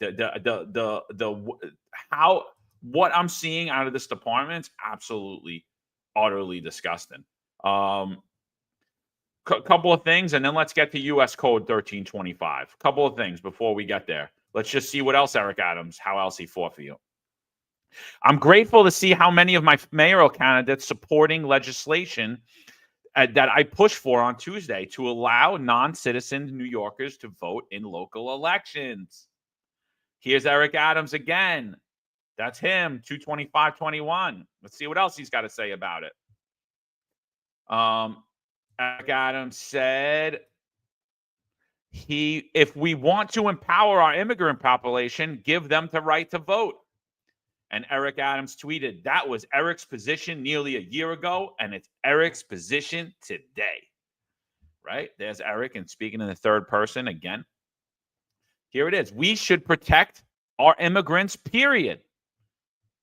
Yes, New York City will remain a sanctuary city under an Adams administration.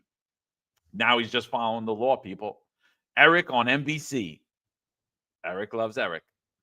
And then here we go. Here's my favorite one. From last night's debate, we need to ensure undocumented immigrants receive health care and protection. So they're going to get free health care. He's robbing health care from New York City retirees who are either Medicare eligible or disabled in their most vulnerable years when their pensions, due to inflation, have dwindled to nothing. He's robbing health care from them, but he's going to give health care to illegal aliens. And that ICE is never, let me repeat that word for you in case you guys don't understand what never means. It means never be in a position to partner with the police department and harm them. We also need to make sure we treat them with respect and dignity they deserve. Does it sound like the Democratic Party left him? Or does it sound like he got indicted because he got caught with his hand in the cookie jar and all his friends got caught with their hand in the cookie jar? And now all of a sudden, he left the Democratic Party. I don't think the Democratic Party left him, Tucker. I'm going to start wearing a bow tie so I can be smart and laugh like an idiot, like Tucker Carlson. And people will be like, oh, yeah. Listen, as far as I'm concerned, a lot of that interview was planned and rehearsed. So, unfortunate, no surprise. Tom, shout out to you. Coffee and donuts, $1.99. Larry says, I wouldn't hire Juju to mail a letter. And who else said it here? It's pretty funny. I think it was, I don't know, these comments are flying in. So, someone basically said, John, you talk about the skill set of these guys? It said, what skill set? Because there is no skill set. Oh, Richard Kentaff. That was what it was. I remember as I scrolled through. Richard Kentaff also said, let them resign. I agree. You know what? Juju says they'll resign and they'll resign in protest. You know what? If we're talking about the upper echelon at One Police Plaza, let them resign. They'll be doing us all a favor. Throw all those bums out. Juju, you're defending yourself, who's a bum, and all these other bums. Let them go. Do us all a favor, please. Go collect your pensions, and let's get a clean police department with integrity. Because integrity, John, I didn't know if you know this, but integrity is a big word these days. Integrity is actually something that's important. It's really missing from this police department. They just don't know it, or they just don't care. Nobody's hiring them. There's not even a criminal organization that would hire them. They're useless. They're all a bunch of little rats on each other. They have no integrity. They have no courage. Nobody's hiring these people. They can't even commit crimes. They can't even commit crimes properly. Nobody wants them. They're not even good at that. What the hell are they? Nobody's leaving anywhere. Can't even commit crime.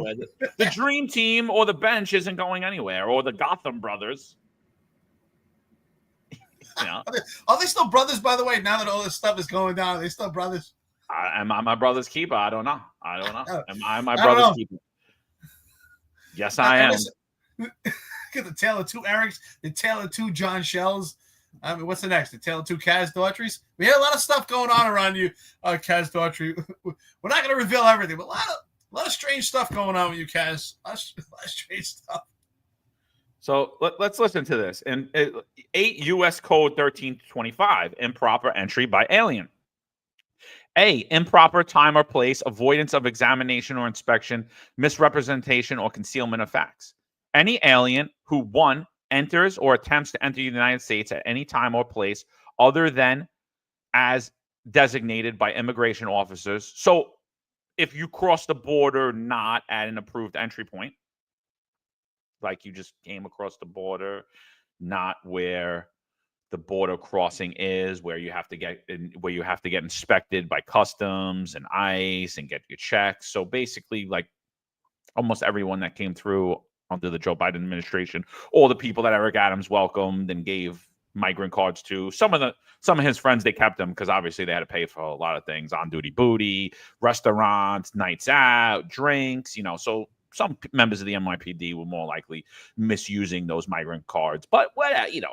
Hey, things happen. Things happen. He tells everybody to follow the law. So if you didn't do that, this applies to you. If you elude examination by inspections or immigration officers. So exactly same thing. So that applies to all of them as well. And then 3, you attempt to enter or obtain entry to the United States by a willfully false or misleading representation or willful concealment of a material fact shall for the commission of any such offense be fined under Title 18 or imprisoned not more than 6 months or both, and for a subsequent commission of any such offense be fined under Title 18 or imprisoned not more than 2 years or both. So Jessica Tish's statement was factually incorrect. Our hunch, you could say, and they tell you never to use a hunch in law enforcement, but our hunch, Eric, was correct. It is a crime. You know, I'm laughing because I'm thinking about this, right? And obviously, you compare your experience and your knowledge and try to match it on parallel with something else that makes sense of it. So to me, this makes clear sense. So what they're saying is, wait a minute. When you go to someone's home, if you're supposed to go through the door, not climb their fence or go to their window, right? Because, I mean, that's basically what they're saying. So is this trespassing? Sure, it sounds like trespassing to me. This is basically what we're saying. I don't understand, John. This makes sense to me. Are things supposed to make sense? So when you go into a country or you go into someone's house, you should actually go through the door where they can actually check you and vet you. They should actually. You don't just climb the fence. I don't understand. So of course, listen. Thank you so much to our friends and listeners for supporting and telling us about U.S. Code 1325. But clearly it's crime. Clearly it's trespassing, which goes down to the word we always hear is criminal trespassing. It's not called civil trespassing. It's criminal trespassing because it is a crime. There's no doubt about it. You shouldn't be going through. You should be going through checkpoints that you should be vetted. It's the same thing. Like I said, if you go into a building, you should be going through the door. You're not climbing, scaling the windows. It just makes sense. Sometimes things actually make sense, John. Can you believe it? I can't believe we were right. I just can't believe it. I can't believe that Jessica Tish, the police commissioner, doesn't understand the law. Like, how could a billionaire heiress who never even shopped in a deli, who's a great manager, according to Bill Bratton, who has now overtime controls and not aware of any of the corruption that happened prior to her being in set, and not aware of any of the corruption that's going on currently in the NYPD, how could she have been wrong about the law? She worked for the police department for so long. Oh, but she never actually was involved in learning about the core mission of policing. It was about technology. So, yeah, not a good look. I would retract that statement. I think that's a bad statement. This is an article from Newsmax, John Schell's favorite media outlet, right? He's going to always give the factual narrative, right? We went from people who were paroled into this country and they couldn't do anything, and it was only a small number to, deport everybody and their children, including the Choro lady, to now, NYPD cops, your job is not to help ICE. Weird. Let's read this Newsmax article. The New York City Police Department issued an internal memo to officers reminding them they are not allowed to assist federal immigration authorities, the New York Daily News reported. The memo was issued Saturday ahead of President Donald Trump's inauguration by NYPD Police Commissioner Jessica Tish. Did she release that after she found out that John Schell went without and circumvented her orders, which is a must suspend? Maybe, maybe not. Did she release this with permission of the New York City mayor, who ran out in his underwear at 3 o'clock in the morning when some skell from the Trump campaign reached out to him, was like, yeah, he said you could come. He said you could come. And he ran out and flew everyone and their mother out there. I think this was done with his permission. And I remember that memo, Eric. I'm sure you remember it too. It's a misdemeanor. I'm sorry. I'm sorry. Let me take that back. I believe it's a felony. It's a felony if a New York City police officer assists ICE in any way. That order was given under Bill de Blasio. Eric Adams supported that order. It was right around the time that Eric Adams was saying that Tucker Carlson was a racist xenophobe along with Donald Trump. It was right around that time.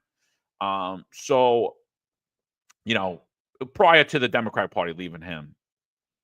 And it's actually a felony. So Jessica Tisch is now double downing on that. And here she says it again. Here's the quote. The fact that a person is present in the United States without lawful authorization is a civil matter, not a crime, Tisch wrote.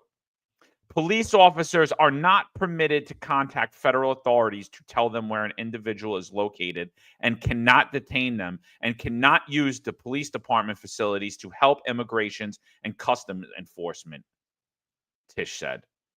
Let's just stop there because I feel like I just read a code that said that exactly what she's saying right there violates that federal law. You know what? I think that Jessica Tisch, no doubt about it. She may not know policing, but she's an intelligent woman, and she knows that she's completely gaslighting the public, and she's lying. There's no doubt about it. I would assume she knows that she's lying. She's intelligent. She said that she's data-driven. And if she claimed that she's data-driven, which means that you're not going to give out any information unless you have the factual information to back that data. So the fact that she's giving out this information saying that civil in nature is a complete lie. So she's doing the bidding for Eric Adams to still have them toe this line of being a progressive woke police department while Eric Adams has to go out and play pretend MAGA. So there's no doubt in my mind, again, she's a puppet, and she's also a patsy for Eric Adams. This is a complete lie. It's not civil trespass. I've never heard of civil trespass in my life. It's criminal trespass. Whether you're trespassing someone's home or you're trespassing the border, that's exactly what you're reading out when you read 1325. It says you need to go through a checkpoint, which means basically symbolic, like someone's house. You need to go through the door. We don't climb through windows and jump fences to get into someone's house or to get into this country. The bottom line, it's a crime. There's no doubt about it. We have to protect our domain. Oh, so it's like if you have locks on your $25 million penthouse in Manhattan and you have security at the front gate and they don't just let anybody walk in. It's like that? Oh, wow. Well, weird. Apparently, according to Jessica Tisch, if I had a billionaire apartment, penthouse, if you go through my window and you're inside the apartment, that's civil in nature. It's not a crime. That's basically what you're saying. You know what? Imagine you go into your house and you know what, Jessica Tisch, if you're watching this, and I'm sure you don't, think about it. If you went into your apartment, your beautiful apartment, and there was two men there you did not recognize sitting in your kitchen, eating your food, is that civil in nature? And you know what? The front door wasn't busted because they went through the window. Is that civil in nature? It's called criminal trespass. Well, in this case, it would be a burglary. The bottom line, it's a crime. It's weird, though, because I feel like maybe we should just go hang out in one of the $25 million penthouses that she owns across New York City. You think we could just walk in there? Because I think maybe, that's what we're basically saying about this country. Weird, very weird. Let's go further into this because I think this is going to be where I think this is a vital part that I wasn't aware of that now I am. And I'm sitting here and I'm saying that police officers are being told to violate federal law. Rich Kentaft actually sent me the law. Shout out to you, Mike Freed. I see you texting me. Can't look. I'll get to it. But listen to this part. Any officer who encounters ICE conducting an immigration raid. So you're on patrol. Let's give the scenario. You're on patrol. You see ICE conducting an immigration raid. Now, how you know that that's an immigration raid, I don't know. How do you know that they're not performing a warrant to get fentanyl off the street, to sex trafficking? How you know specifically? Maybe they're getting some evidence from the Diddy Lube that made its way to New York City by way of New York City Mayor Eric Adams and Kaz Daughtry and all these people. Maybe, I don't know. Maybe there's some sex trafficking involved. Maybe there's some weird things involved. How you know it's an immigration raid is beyond me. But if you see ICE conducting an immigration raid, instead of getting out and making sure they don't need anything and helping them, no. The police commissioner is saying, you must inform the operations division of the NYPD. Okay. And it goes further. Officers cannot release anyone from police custody without authorization from city lawyers and officers' operations command, even if ICE has a warrant, Tish says. Does that sound proper to you, Eric? Well, to me, it's clear that the NYPD is used as a political pawn and actually weaponized to actually be in opposition of federal law. I think it's completely insane. I get it. It's a sanctuary city. These are the laws for New York State and also New York City to be a sanctuary city. I understand that when police officers make arrests, they're not trying to probe every arrestee to find out their immigration status, right? Because the focal point is about the arrest and about the crime. But if there's incidental information, that someone is part of Tren de Aragua, information that someone should be deported, or there should be some correlation with federal partners, why would we intervene in that? That's good police work. That's ultimately could lead to public safety. This opposition to actually defy federal law, to me, is very peculiar. I think is a complete paradox. And I think we're actually putting our law enforcement officers in a very precarious position. Thank God for qualified immunity right now. But what happens when we get to a point if qualified immunity actually ever gets removed? How are police officers being protected doing their job and when they're actually violating the law? And do we want opposition with law enforcement officers of the NYPD with our federal partners? Absolutely not. I think ultimately the goal should be what's best for public safety. I think this is absolutely ridiculous that we're actually basically telling our law enforcement officers, the NYPD, to violate federal law, to violate the U.S. Constitution. I think it's insane. It really is insane, and it shows the NYPD is a political pawn and can be weaponized according to politics. I think it's really sad. It's crazy. I think we laid it out right here, completely debunked it. And I see some crazy comments in this chat here, but we're right. Bottom line is we're right. So you're being told as an NYPD officer that if ICE shows up, you see ICE on the street, you got to call operations like as if something criminal's happening, right? And so I don't want to hear and you said it makes my skin crawl. Our federal partners, I don't think that ICE is treated like their partners. I don't think that they've been treated. I think they've been mistreated for the last decade in New York City. And I think it's absolutely disgusting. And honestly, Tom Homan rubbing elbows with Eric Adams is equally as disgusting because this is what's happening. This is how the guys you're in charge of are being treated in New York City. They're not only are they being told to notify, like your guys are criminals, like they're doing something wrong, they're being told not to help them. Let's put it out there, Eric. You're out there, you see a raid going on of ICE. You have no idea what's going on. And they're being attacked in New York City streets. You're being told you can't assist them.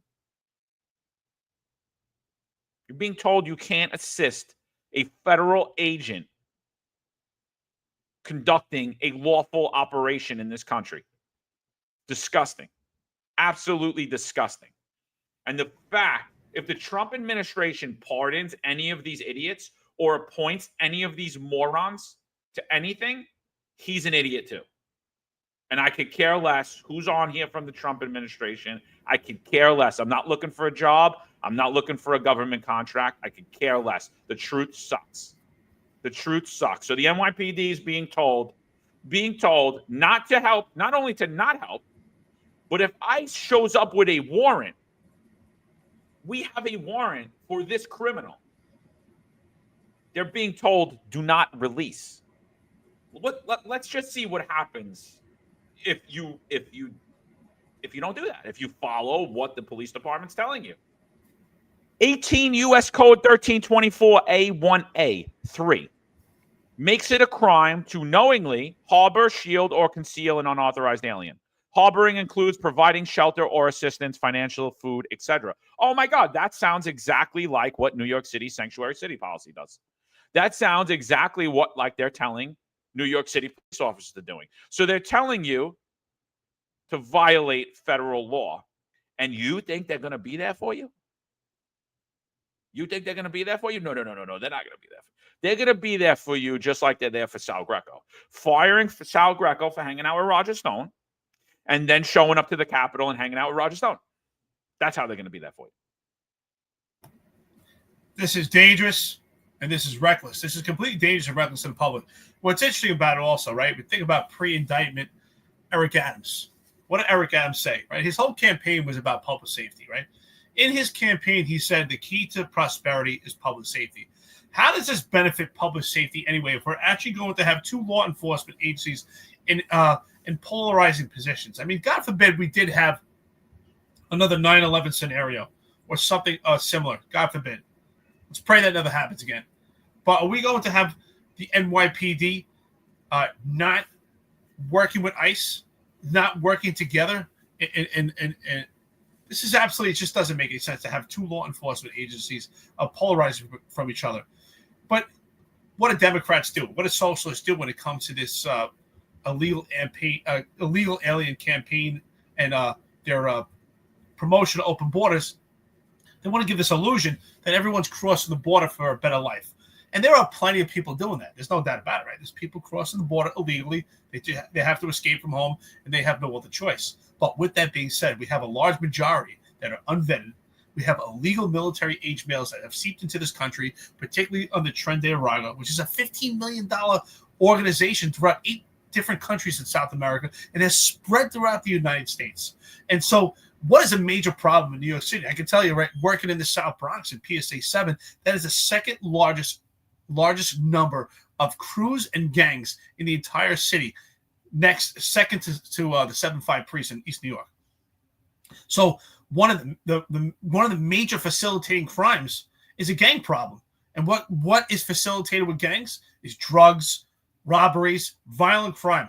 And if ICE is there removing illegal military age males, part of Tren de Aragua, and if we have a robbery problem, a gang problem, and if we're not going to comply and work, and you're right, John, I gotta agree with you. Let's not call them federal partners. You're right, because we're not in a partnership. Partnership would actually insinuate we're working together. But if we're not going to work with ICE, how is that the key to prosperity?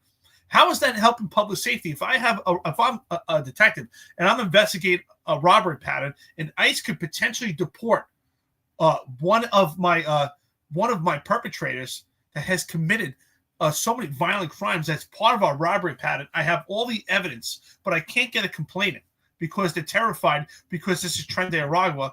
Why would I not want to use, right? So the key to prosperity, I believe, is utilizing your resources. And ICE is another valuable resource and tool that could be utilized by the NYPD. So this is just completely irresponsible. And this goes down to just complete politics. And it's a shame right now that Jessica Tisch, again, has put herself in a position to be a patsy for Eric Adams. Because Eric Adams right now is playing MAGA Eric. He's playing MAGA Eric while Jessica Tisch does the woke progressive bidding for him. She will be a patsy for this. And it's going to tarnish her good name if she ever had one. So, people are like, oh, they want cops to impede in federal investigations. Oh, no, they don't just want cops to impede in federal investigations. They want all New York City employees to impede in investigations. Because if you go further into New York City policy, they're talking about in corrections. They're talking about in court. They're talking about for teachers. Right? Listen, I'm just telling you right now, I would follow the law, and I would follow federal law. This is a law. I'm sorry, officer. I have to notify my superiors. That is just what I'm told to do, and I would fully cooperate with federal authority. I would fully cooperate, and I would follow what they told me. This is their here. They want it. You come down here and tell them. Put it on your supervisor. And I'm not a person that usually says that, but you put it on your supervisor, and then you put it on your supervisor, because this law is what they're telling you right here is an actual crime, right? And this is exactly what they're telling you to do. People are like, oh, ICE wears ICE badges and gear. I'm not saying that you can't identify ICE doing a raid. I'm saying, how do you know that ICE is performing a raid concerning illegal immigration? ICE investigates other crimes as well. ICE is involved in numerous different aspects in this country. ICE is a law enforcement agency in this country, and they deserve a little respect from the New York City Police Department, and they haven't gotten any in 10 years, even on the MAGA Eric, the first indicted mayor in New York City history. It's absolutely disgusting that we're putting the police department and other city employees at odds with a federal law enforcement agency. This is still going on, and Tom Homan's rubbing elbows with these idiots, with these corrupt losers. Seriously? Seriously? The Trump administration's inviting these losers to the Capitol? It's absolutely disgusting. Absolutely disgusting. How would you feel as members of the NYPD when the city health commissioner was saying you were a threat to the public? I know how it made me feel. Didn't make me feel too well. Didn't make me feel too good. Didn't make Eric feel too good. I mean, you guys didn't. They didn't care though. They're like, what do you want me to do, Mo? I'm on the casting couch, Mo. Everything's good. These guys, good guys, Mo. Good guys. Well, to me, they're giving the illusion that if the NYPD was not curtailed and the NYPD that did not have specific marching orders to not work with ICE, they're giving the illusion to the public that the NYPD would be out there scoping out the public, trying to find out everyone's immigration status and looking just to pick people off the street and deport them. And that is not what we're talking about here. Listen, I don't think the NYPD should be doing that. Forget about the fact that jumping the border, an open border, crossing the border illegally is a crime. I don't think the NYPD should be driving around looking to find out what people's immigration status is either. And John, I know you don't agree with that either. But what we're saying here is that the NYPD is actually curbed and restricting the sanctions for them to actually work with the federal government, work with federal law enforcement, which can actually help public safety in our neighborhoods in New York City. That is what's irresponsible, absolutely ridiculous. Now, ICE is actually conducting a warrant on a violent perpetrator who's wanted for several shootings and is potentially part of Tren de Aragua or some other criminal enterprise from a third world nation, or being deported here because they're a sexual offender. That we don't want our NYPD law enforcement officers to, first of all, to be knowledgeable and educated about what's going on with this particular perpetrator or this person of interest, this subject. We don't want the NYPD to be involved in this case and actually have this person removed from the neighborhood, potential sex offender, potential violent predicate. To me, that's completely irresponsible, and that's reckless. So this idea they're trying to gaslight the public and sell that the NYPD, if not getting marching orders, would be out there stormtroopers and just removing people off the streets is absolutely ridiculous. And that's what I think they're trying to sell here. What we're talking about here, and our active and our friends and listeners here to completely understand, is we're talking about people that are actual perpetrators, that ICE is out there trying to keep the public safe by removing and deporting violent perpetrators, people that don't belong here, people that did not come here for a better life, people that came here to utilize and weaponize the freedoms of New York City to actually make life worse and just create conditions that are just unlivable. That's what we're talking about here. We're not talking about just picking people off the streets. And I think that's what they're trying to sell here. Yeah, I mean, it's, I know, and 411 says it just messed up. These people will all use their porn for politic, and now the free ride is over. 100%. And I'm not sitting here saying that the NYPD should be involved in raids like Eric's talking about. We're not saying that at all. Listen, if I arrest somebody, I should be able to ask you your status. I mean, I think that's absolutely ridiculous that I'm not allowed to ask someone what their status in this country or report what their status is in this country. I think that is completely outlandish. Any other country in the world does that. If you get arrested in Spain, they're going to ask you what you're a citizen of. Are you a citizen here? Why can't we do that in New York? Doesn't make sense to me. Doesn't make any sense to me at all. And I agree with you. These people have been used as political pawns, and it's absolutely terrible. But the media has really spun this. They took Tom Homan. They took a lot of media clips of Tom Homan saying some sound bites of him. Oh, we're going to deport this one. We're going to deport that one. He's talking about public safety threats. He's not talking about getting the churro lady. He's not talking about getting the lady that's making ices. He's not talking about that. He's talking about public safety threats, terrorists, gang members, people who are bringing fentanyl over our borders, securing the border.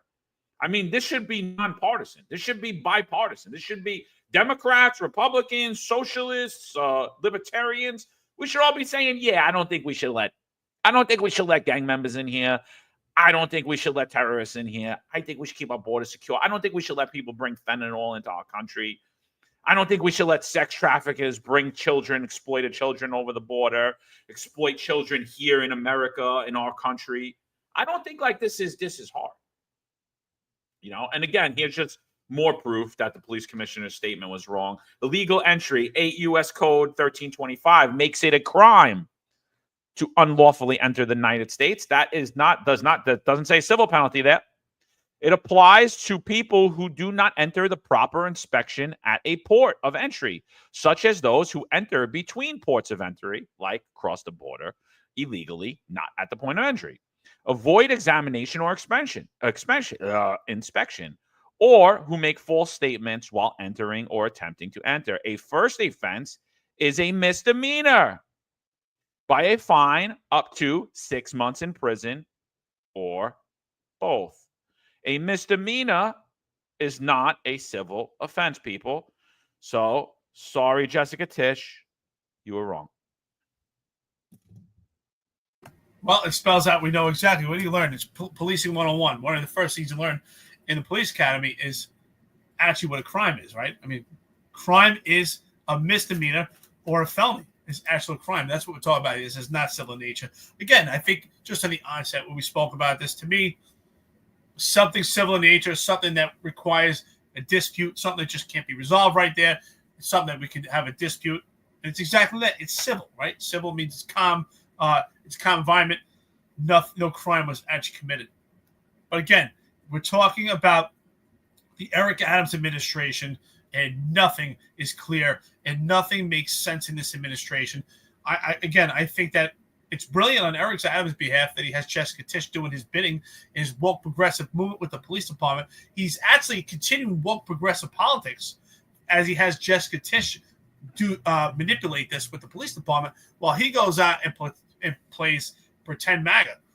And now, you know, again, shame on the Republicans for actually supporting Eric Adams throughout this, because you see his police department telling the public, I mean, we're talking about Republicans here, right? They're supposed to be conservative ideals, values, and actually care about public safety. We're talking about we're telling the NYPD, do not work with ICE. If someone has a warrant, do not comply, and almost, you know, turn your backs on them. I mean, that's completely polarizing. This is what's coming from the Republicans. It's sad. It almost leaves me with this question, John. You ready? Are there any Republicans left in New York City? I really don't know, because the lines are really starting to blur. We talk about one-party lines, but is this ideas of Republican? Absolutely not. So what I'm about to bring up, just got notified of this, and I'm a little upset today, so I'm going to apologize, but I'm about to get a little bit more upset today. Probably a little bit. I think my wife put too much caffeine in the coffee, but I'm absolutely, utterly, totally disgusted with the New York GOP. If you guys aren't familiar with that, I'm totally disgusted with the most incompetent mayor in New York City history, the most corrupt mayor in New York City history, Eric Adams. Eric Adams should be fired. Eric Adams' staff should be fired. Do you know what they should be fired for, Eric? Because people are going to say, oh, he wasn't hanging out with Roger Stone. He wasn't hanging out with Roger Stone.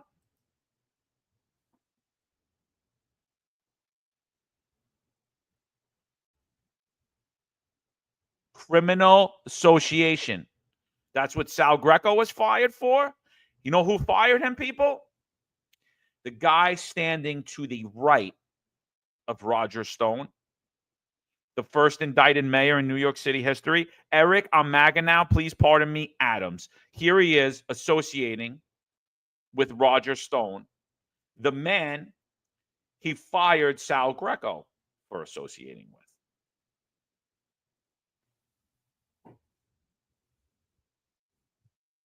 This is just an outright insult to Sal Greco and anyone in this police department that's ever been disciplined and actually been disciplined in the face of hypocrisy. Because Eric Adams actually terminated Sal Greco and completely a wrongful termination as a political hit for being friends with Roger Stone. And now Eric Adams is smiling with his stupid face next to Roger Stone, working to get his trying to play pretend MAGA to get his pardon.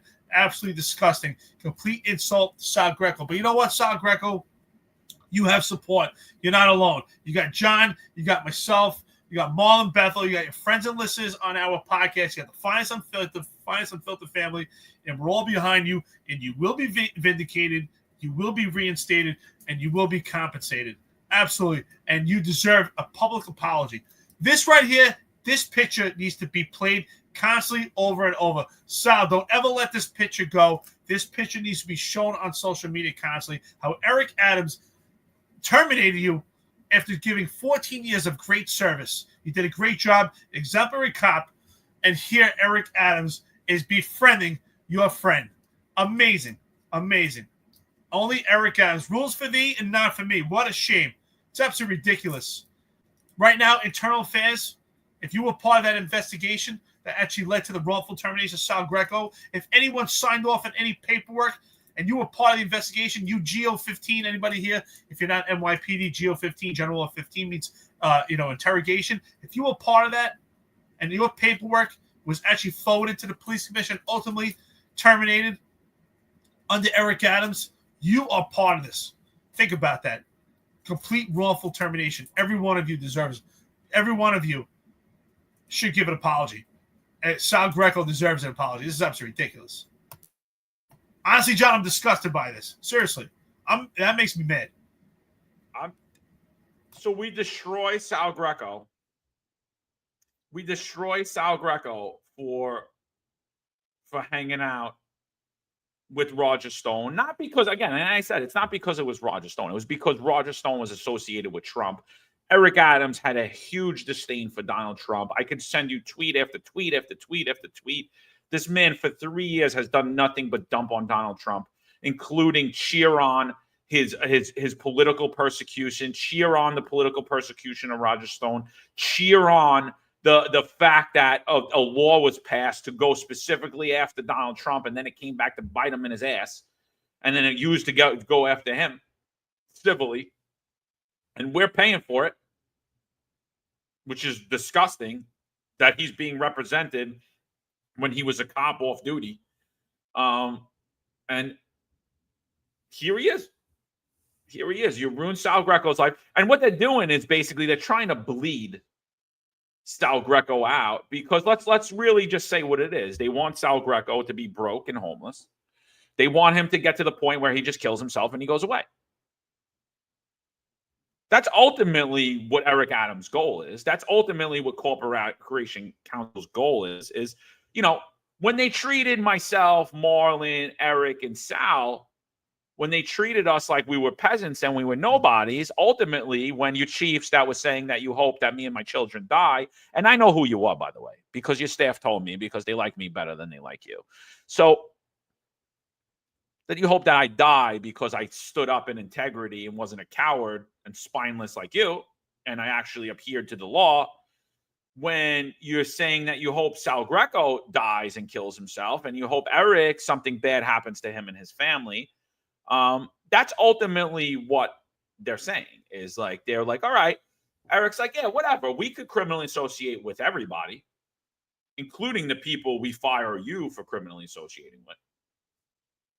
And then when you prove the hypocrisy of it, because this podcast had helped prove the hypocrisy of it all, you change the definition of criminal association of what you terminated Sal Greco for, which is exactly what they did. After myself and Eric submitted a complaint to the Internal Affairs Bureau with irrefutable proof that the entire upper echelon of the NYPD, including the chief of internal affairs, had criminally associated with known criminals, not Roger Stone, actual known criminals that have been involved in sex trafficking, drugs, murder, illegal firearms, assaulting police officers, actual real crimes, not lying in front of Congress for a witch hunt.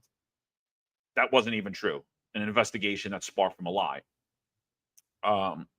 So when we prove that, they changed the definition of criminal association. But they still don't hire back Sal Greco, and they still don't give him an apology and settle his case. No, they continue to drag his case out because ultimately, Eric Adams, like I told you, is an elitist. He sits around, he drinks his coffee with his pinky in the air like he's somebody special in his $5,000 tux that you paid for, like he's somebody special, like he's not the same dirtbag that he was 5 years ago wearing a $100 suit and driving a beat-up BMW. Like he wasn't the same crook getting bribed by foreign entities 5 years ago that he is today, just because he cleaned up his act a little bit. And now, with his little ankle bracelet on, he gets his toes done and his eyebrows threaded. He's not the same dirtbag. This man is a piece of garbage, an absolute piece of garbage. And you know why he's a piece of garbage also? Because he has no shame. He has no shame as he just gloats and grandstands in everybody's face and gloats hypocrisy. He knows damn well that he's standing with Roger Stone. He knows damn well who Sal Greco is. Sal Greco's been pretty expressive. He knows exactly who Sal Greco is. He knows that Sal Greco was terminated. He knows it because he's part of the lawsuit right now with Sal Greco. He knows that he's sucking up to Roger Stone, but Eric Adams has absolutely no shame. He does not care. Just completely in the face of Sal Greco. And when I say in the face of Sal Greco, it's not just about Sal. It's every other cop that's ever been terminated or faced discipline under Eric Adams. And you were also exposed by hypocrisy because of rules for thee and not for me. And so you know what? If you don't stand up for Sal Greco and you're an active or retired member of the NYPD, then you know what? You're not standing up for yourself. That includes Juju and these other trolls here. You know exactly what we're talking about here. It's disgraceful, and this is disgusting, John. Honestly, I'm just completely disgusted. But you know what? I'm not surprised by it. I've said it before a couple of times, and honestly, I was talking to Sal Greco. I said, Sal, there was a time, this was 10 years ago right now, and some stuff would come out in the paper, or things that I saw. Things that I see now, if I saw back then, it would be complete shock and awe. Shock and awe. I mean, I remember a time you could put $5 on the floor by the locker room. You could come back in 2 weeks from vacation. It will still be there. But now it's become business as usual. You wake up every day, you hear another aspect of potential corruption. No surprise. We've become desensitized to it. Think about it. In this administration, almost 4 years into it, we have been desensitized to a criminal enterprise, and we have been desensitized to nepotism, and we have been desensitized to this Eric Adams administration of hypocrisy. So you know what? I stand for Sal Greco, which means I stand for every other cop that's been ridiculed by hypocrisy. And you know what? I know Mikey G, detective, he said, the way I'm treated also. Yeah, we're with you. I know sometimes we mention John and Sal and my name and Marlon. And obviously we do that because we're talking right now. But believe me, it's not just about us. It's about everyone that's been wrong by the police department in this administration. So Mikey G, shout out to you. Absolutely. You should be reinstated, compensated, and vindicated as well. Yeah, I mean, and listen, I'm not saying I said all of us, so I don't, if I just give the examples of who's on here, I'm not talking all of us were treated like peasants. You were told, put something in your body if you want to work. Your wife was told, put something in your body if you want to work. Your children's teacher was told, put something in their body and work. Your children was told, put something in their body if you want to go to school, if you want to play in sports, if you want to eat with the other kids, if you want to go on field trips, if you want to go to award ceremonies, right? We were all told that. Put this in your body. We all got on the casting couch on Harvey Weinstein. But it wasn't Harvey Weinstein that was telling us. It was Eric Adams. And it was Bill de Blasio. Oh, these fries are good. Is there a cheeseburger option? Because I like burger options, right? You remember that. You remember when the demon came out of Bill de Blasio. We were all told that. And now the person that told that to you just got pardoned. Why did he get pardoned? Why did Fauci get a pardon? What was the crime that he committed? Right? No one's asking. There's hundreds of millions of people who went on that casting couch and put something in their body to continue to work. What was the crime? I wonder. Maybe we'll start asking. Maybe we could all start uniting on this instead of being divided and saying, I just whatever, move on, it's over, it happened. Maybe we don't. So let's listen to let's take a couple of minutes. I just reached out to Sal Greco. He's going to join us. I'm going to get some coffee. Let's listen to WABC. Let's listen to Roger Stone. This is on 1/21/2025. So this is the day after this photo that I just showed, the photo that I just showed of Eric Adams associating with Roger Stone. This is Roger Stone on the sit-in, and I believe he's on the sit. Yeah, he's on Sit-in Friends in the morning. Not a good friend of the podcast. It's a good friend of Sal's, though, and Roger's. And Roger's a good friend of the podcast. Let's see. I'm going to try to get this up. I never did this before on here. I think you're on mute. Workday starting to ending where you fit. 7 Central on 8. But I'm a little off today. I forgot Right, here we go. his name. My God, I've never Yeah, forgotten. and you know what I said to And Lee coffee, I'll be right Greenwood? back. Yes. I've declared it one of the 3 songs that Americans should be playing: the Star Spangled Banner, the America the Beautiful. What else? I would throw one other one in Lee there. Greenwood, God Bless America by who? Kate Smith. Kate Smith. Well, that is the real God Bless America. Right. So I would concur with you on that. But let's see if our guest, Roger Stone, who, by the way, put out his best dressed list that included our own Sid Rosenberg and Eric Adams. Am I on the worst dress list? But you acknowledged that you're not a fashionista, John. Roger is a real good guy. Yes, and Roger, both of the guys you had on your best dressed list happened to be in Washington, D.C. One was in the ante room of the Rotunda to see the president's inauguration. That was Eric Adams. And Sid Rosenberg was the hit of some of the balls he attended. I've seen some of the pictures. You were spot on putting him on the list this year, Roger. Let's put it this way. Sid really knows how to get down. And the celebration here was, I've been to 5 inaugurals. I sound a little groggy. I know I may have had many celebratory martinis last night, but this was the most incredible inaugural I've been to. And the spirit here, the resolve, the ebullience. You didn't even know you were in D.C. I never saw a single protester.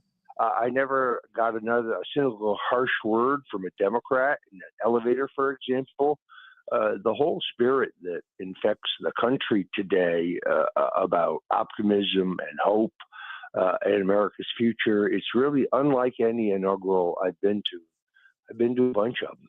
Now, January 6th was prominent yesterday because the president, in one fell swoop, pardoned most, gave commutations out. Many Americans have forgotten January 6th, other than if you watch MSNBC.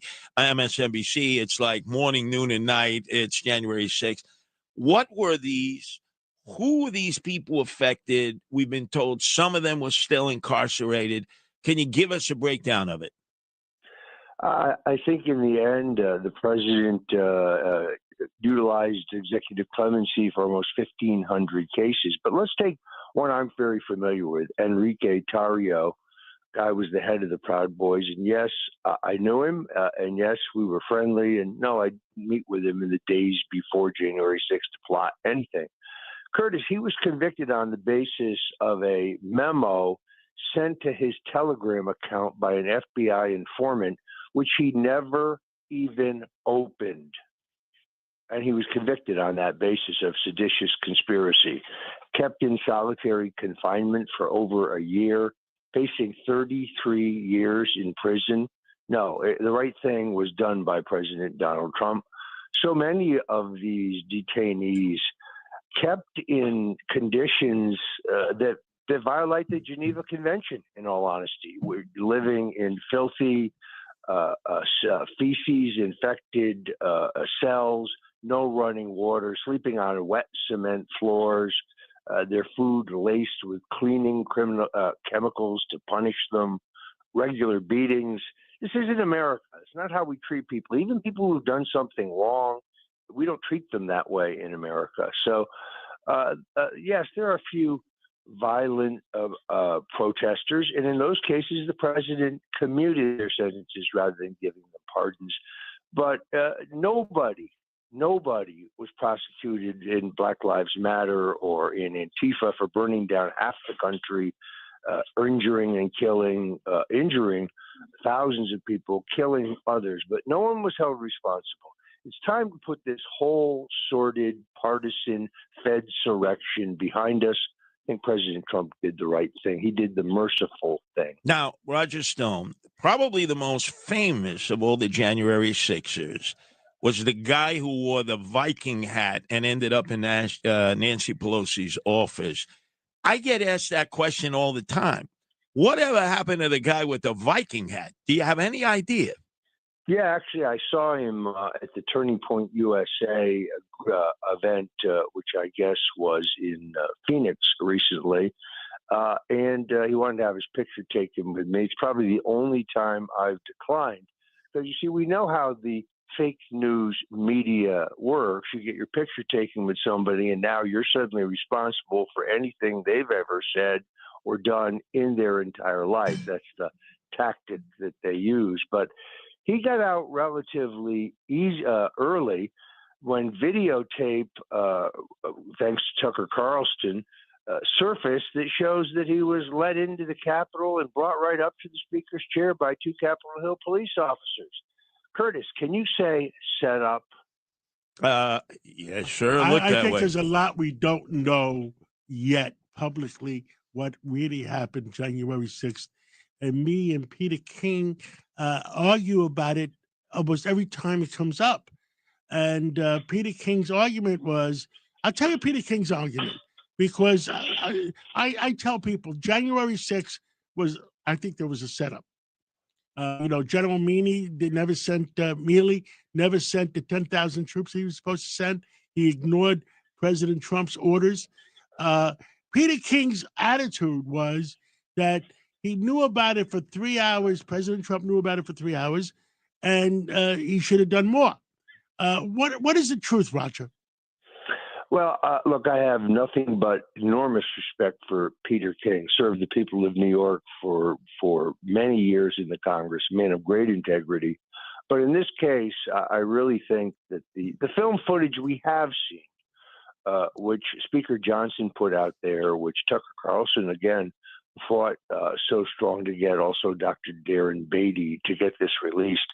I'm sorry, those giant iron doors, they only opened from the inside, John. Somebody had to open them from the inside. We have dozens and dozens and dozens of videos where you see officers urging people in, opening doors for them, clearing fences for them, motioning them into the Capitol. I reached your conclusion. I think this was a setup, and we now know. I think there was a lot of Inspector General's report, 26 undercover agents in the crowd. Roger, that's 100% correct. 99.9% of the FBI agents are loyal Americans. But I think the Department of Justice had their own hit squad in Washington that they used that hit squad, the same type of hit squad that existed back in the 1930s, 1940s. Head to Whole Foods Market to jumpstart your questions about your preferences and being 80 when you go. He was quite prominent here at the inauguration. I also saw your esteemed mayor, Eric Adams, who I've known well back to the days when he was a state senator. And it's pretty commonly known that he's seeking pardon in his current federal indictment, which I urge people to read because, sorry, but it's more serious than it's been depicted by some in the media. But we had a friendly exchange. Listen to this. And I said, Eric, you're seeking clemency from the president. I'm seeking clemency from my friend Sal Greco, who you, as mayor and your police commissioner, terminated after 14 years of blemishless service to the people of New York simply because he was my friend, convicted of no crime. You want mercy, you want clemency. Tell the city of New York to settle the lawsuit against Sal Greco.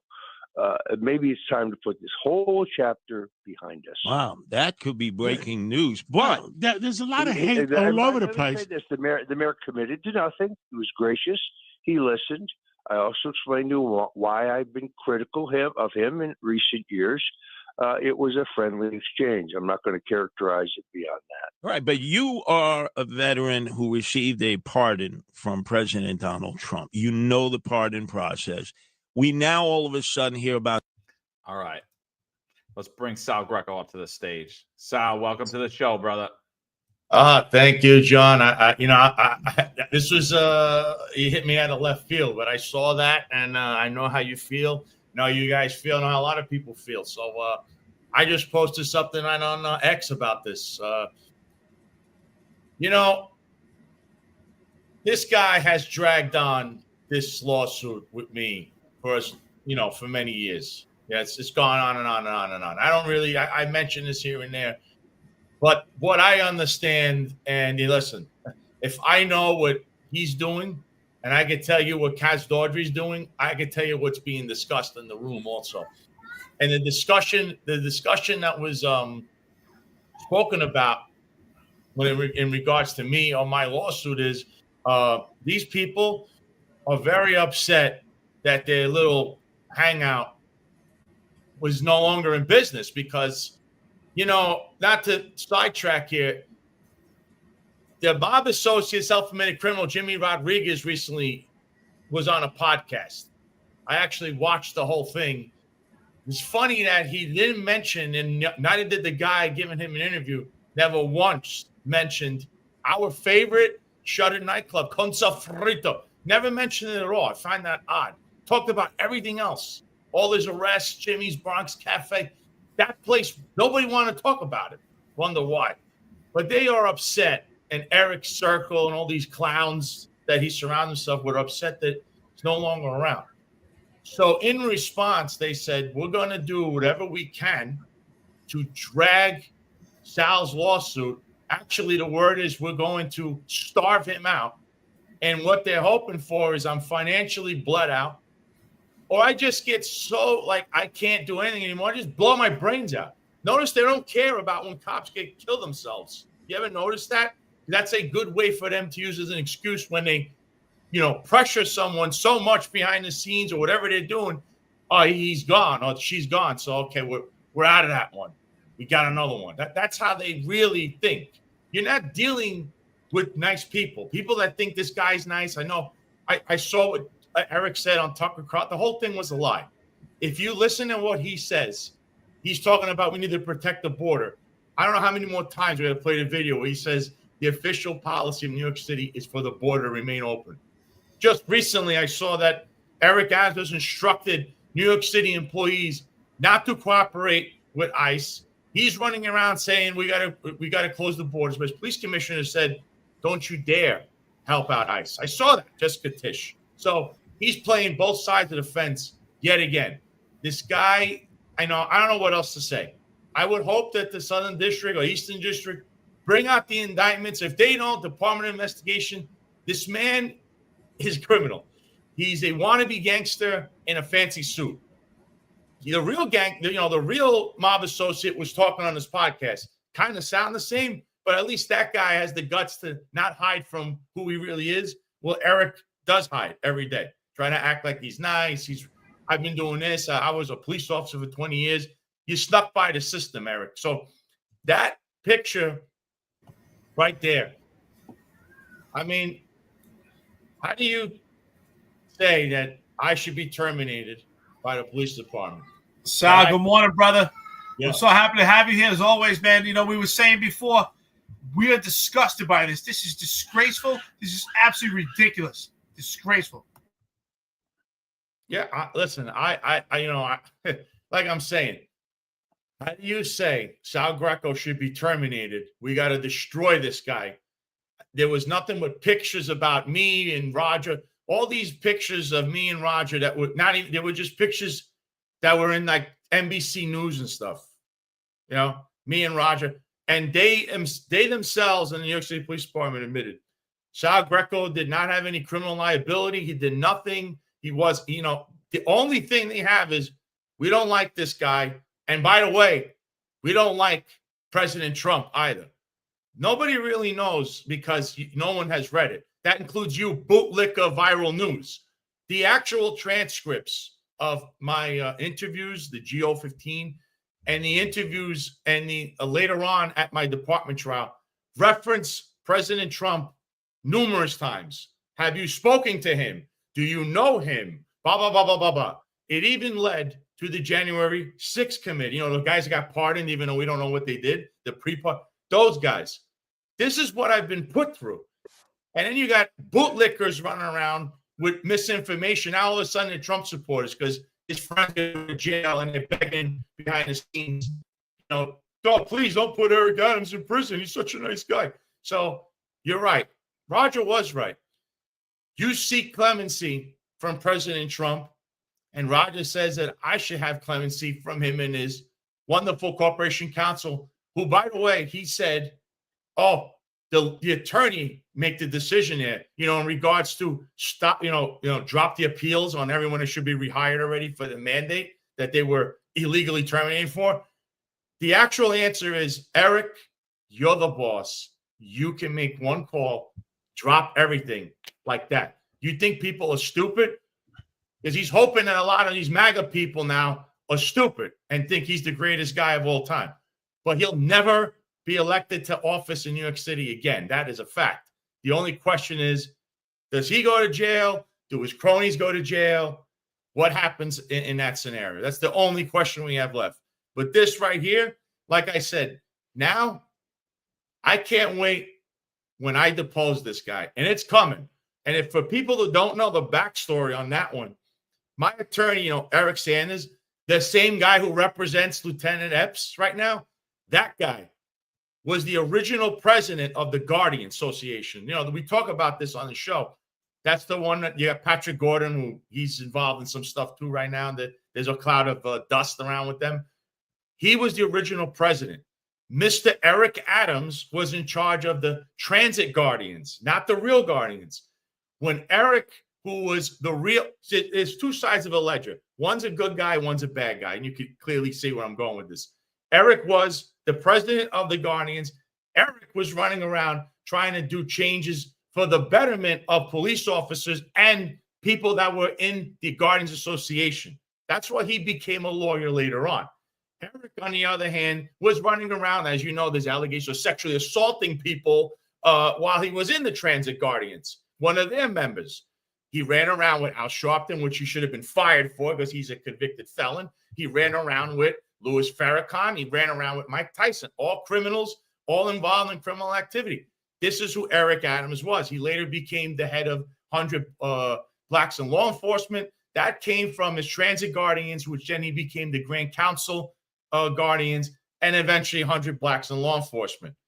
Him and Eric, you know, he used to show up to Eric Sanders' speeches and, you know, critique him in the crowd with the same clowns you see today. The Louis Molinas of the world, the Tony Herberts of the world, the what was the other guy?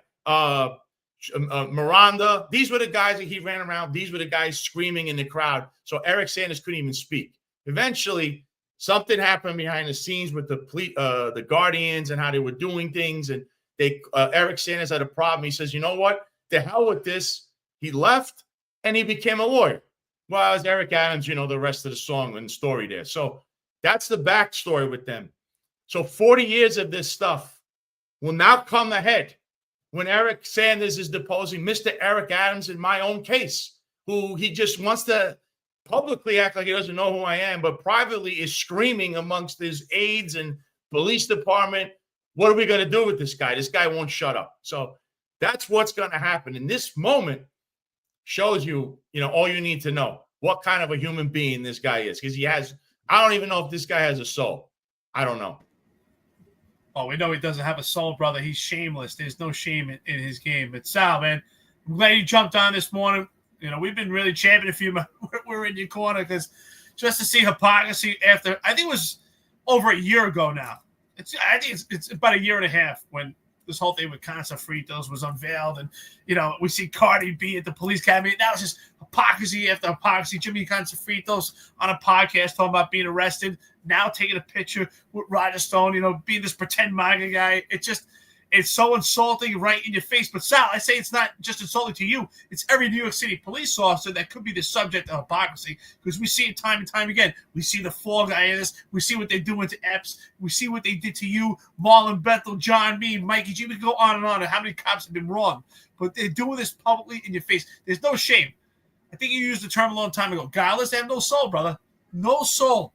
Absolutely. So you're standing strong. We got to keep doing this fight. Every day has to be a fight till they say, you know what?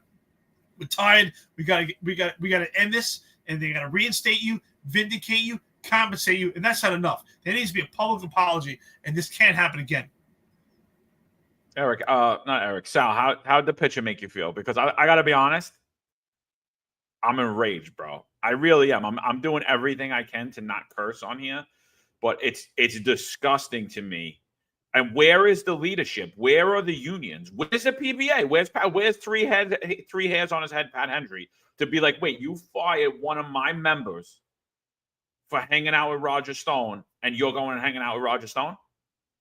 You said that he associated with a known criminal, and you're going to hang out with Donald Trump? Oh, he's a political figure? So is Roger Stone. Why was Sal Greco fired? And by the way, what they fired you for, criminal association, they winded up changing the definition of criminal association after myself and Eric sent irrefutable evidence that the entire upper echelon of the NYPD has been criminal associating with actual criminals, people who are involved in sex trafficking, drugs, shooting at police officers, assaulting police officers. No, it's okay for them, Sal. It's okay for them, but you're a peasant, you know? Oh, and then I love the whole pushback from the community. Well, you know, in Black communities and in Puerto Rican communities and Hispanic communities, it's impossible to not go in those communities and not be around people who've been arrested. So criminal association, almost you get a free pass depending on the color of your skin. But those same morons forget that in New York City, in Italian neighborhoods, the same is true. It's impossible to go anywhere without people that have been arrested, because we're not children of privilege. We didn't come from white privilege, and we have experienced abuses at the hand of police and in law enforcement like no other ethnic group. And yet you're gonna go at us full steam for criminal association and not even acknowledge it for others. It's an absolute slap in the face to everybody today. This is a slap in the face to the integrity of investigations in the NYPD. It's a slap in the face to every member of the NYPD today, regardless of your ethnicity. If you were ever charged for criminal association, this today should rebunk your case. Absolutely disgusting. Well, you know, they'll say that he's the mayor and it's political because but he's the head of the whole operation, and ultimately he is also the same guy running around with the mob associate with Eddie Caban and all the rest of the upper echelon, hanging out with a guy who boasts about his criminal activity, yet there is no actions taken. And we also have uncovered how One Police Plaza, the guys at 1PP, like the head of Internal Affairs, Wendy Garcia, who's the head of EEO, Madry, they're all hanging out with Jimmy at his place, at a place that did have. There is that report of human trafficking. There is they're now looking at people that were receiving booster bags for promotions and transfers over there. You know, it's just there's all these things surrounding it, but you're saying this is okay. But a guy who's a political figure who's done nothing to not only New York City, he can't even, like, I don't know what Roger could possibly do in like some kind of threat to New York City citizens. You're saying I can't be his friend, but if I was to go to the Bronx, I would have been okay, I guess. Even though The man, if you listen to that show, that podcast, it's scary what he's saying. And they never really hold him to task either on many things he referenced. He referenced being raided by the feds. He referenced being arrested for drugs and guns. This is who the police department needs to have. Oh, he's bettered his life. No, his place has human trafficking reports on it. He's really bettered his life. You know, you want to look at it from one lens, and then there's the other lens. The other lens is the lens that they use to try to, drum me out of police department and destroy my life, which is what they did. They turned my whole life over by what they did, and the worst part about this was there's a man that was no longer here. And that happened in the middle of this. That was my own father. My father, who, as you said, he is a hero to the Italian American community, where he came from Sicily and he helped out people that just got here, couldn't get a job. That my father helped him out. My father was in the food business. There's a lot of pizzerias and restaurants he knew. A lot of them, than even a low information guy like Juju probably ate at. That was my father, a guy who's quiet. You don't really hear about. He's in the shadows. He's not an Eric Adams trying to be in front of the television. In fact, I wouldn't put it by you. Jimmy Rodriguez mentioned working at a pizzeria that more than likely knew my father. So it's funny. It always comes together. But he's no longer here. He got glioblastoma, brain cancer, died in an instant. Okay. And as I'm there going to see him in a hospital that no one was allowed to go see, it was the NYPD's internal affairs that was following me there, harassing me all the way there in the parking lot as he's laying there dying. So everyone who wants to make all these comments and stuff, no matter how you feel about me personally, I say that too, how you feel about Epps, how you feel about all these other people that a lot of people have a lot of opinions on. You got to look at the facts. If what happened to me, you're okay with that, then you're okay when it happens to you. You can't complain. You can't go anywhere, because if this happened to me, you're next. And if you sit in silence, look, you saw how many people got arrested for trespassing where the cops let them in. That could be you.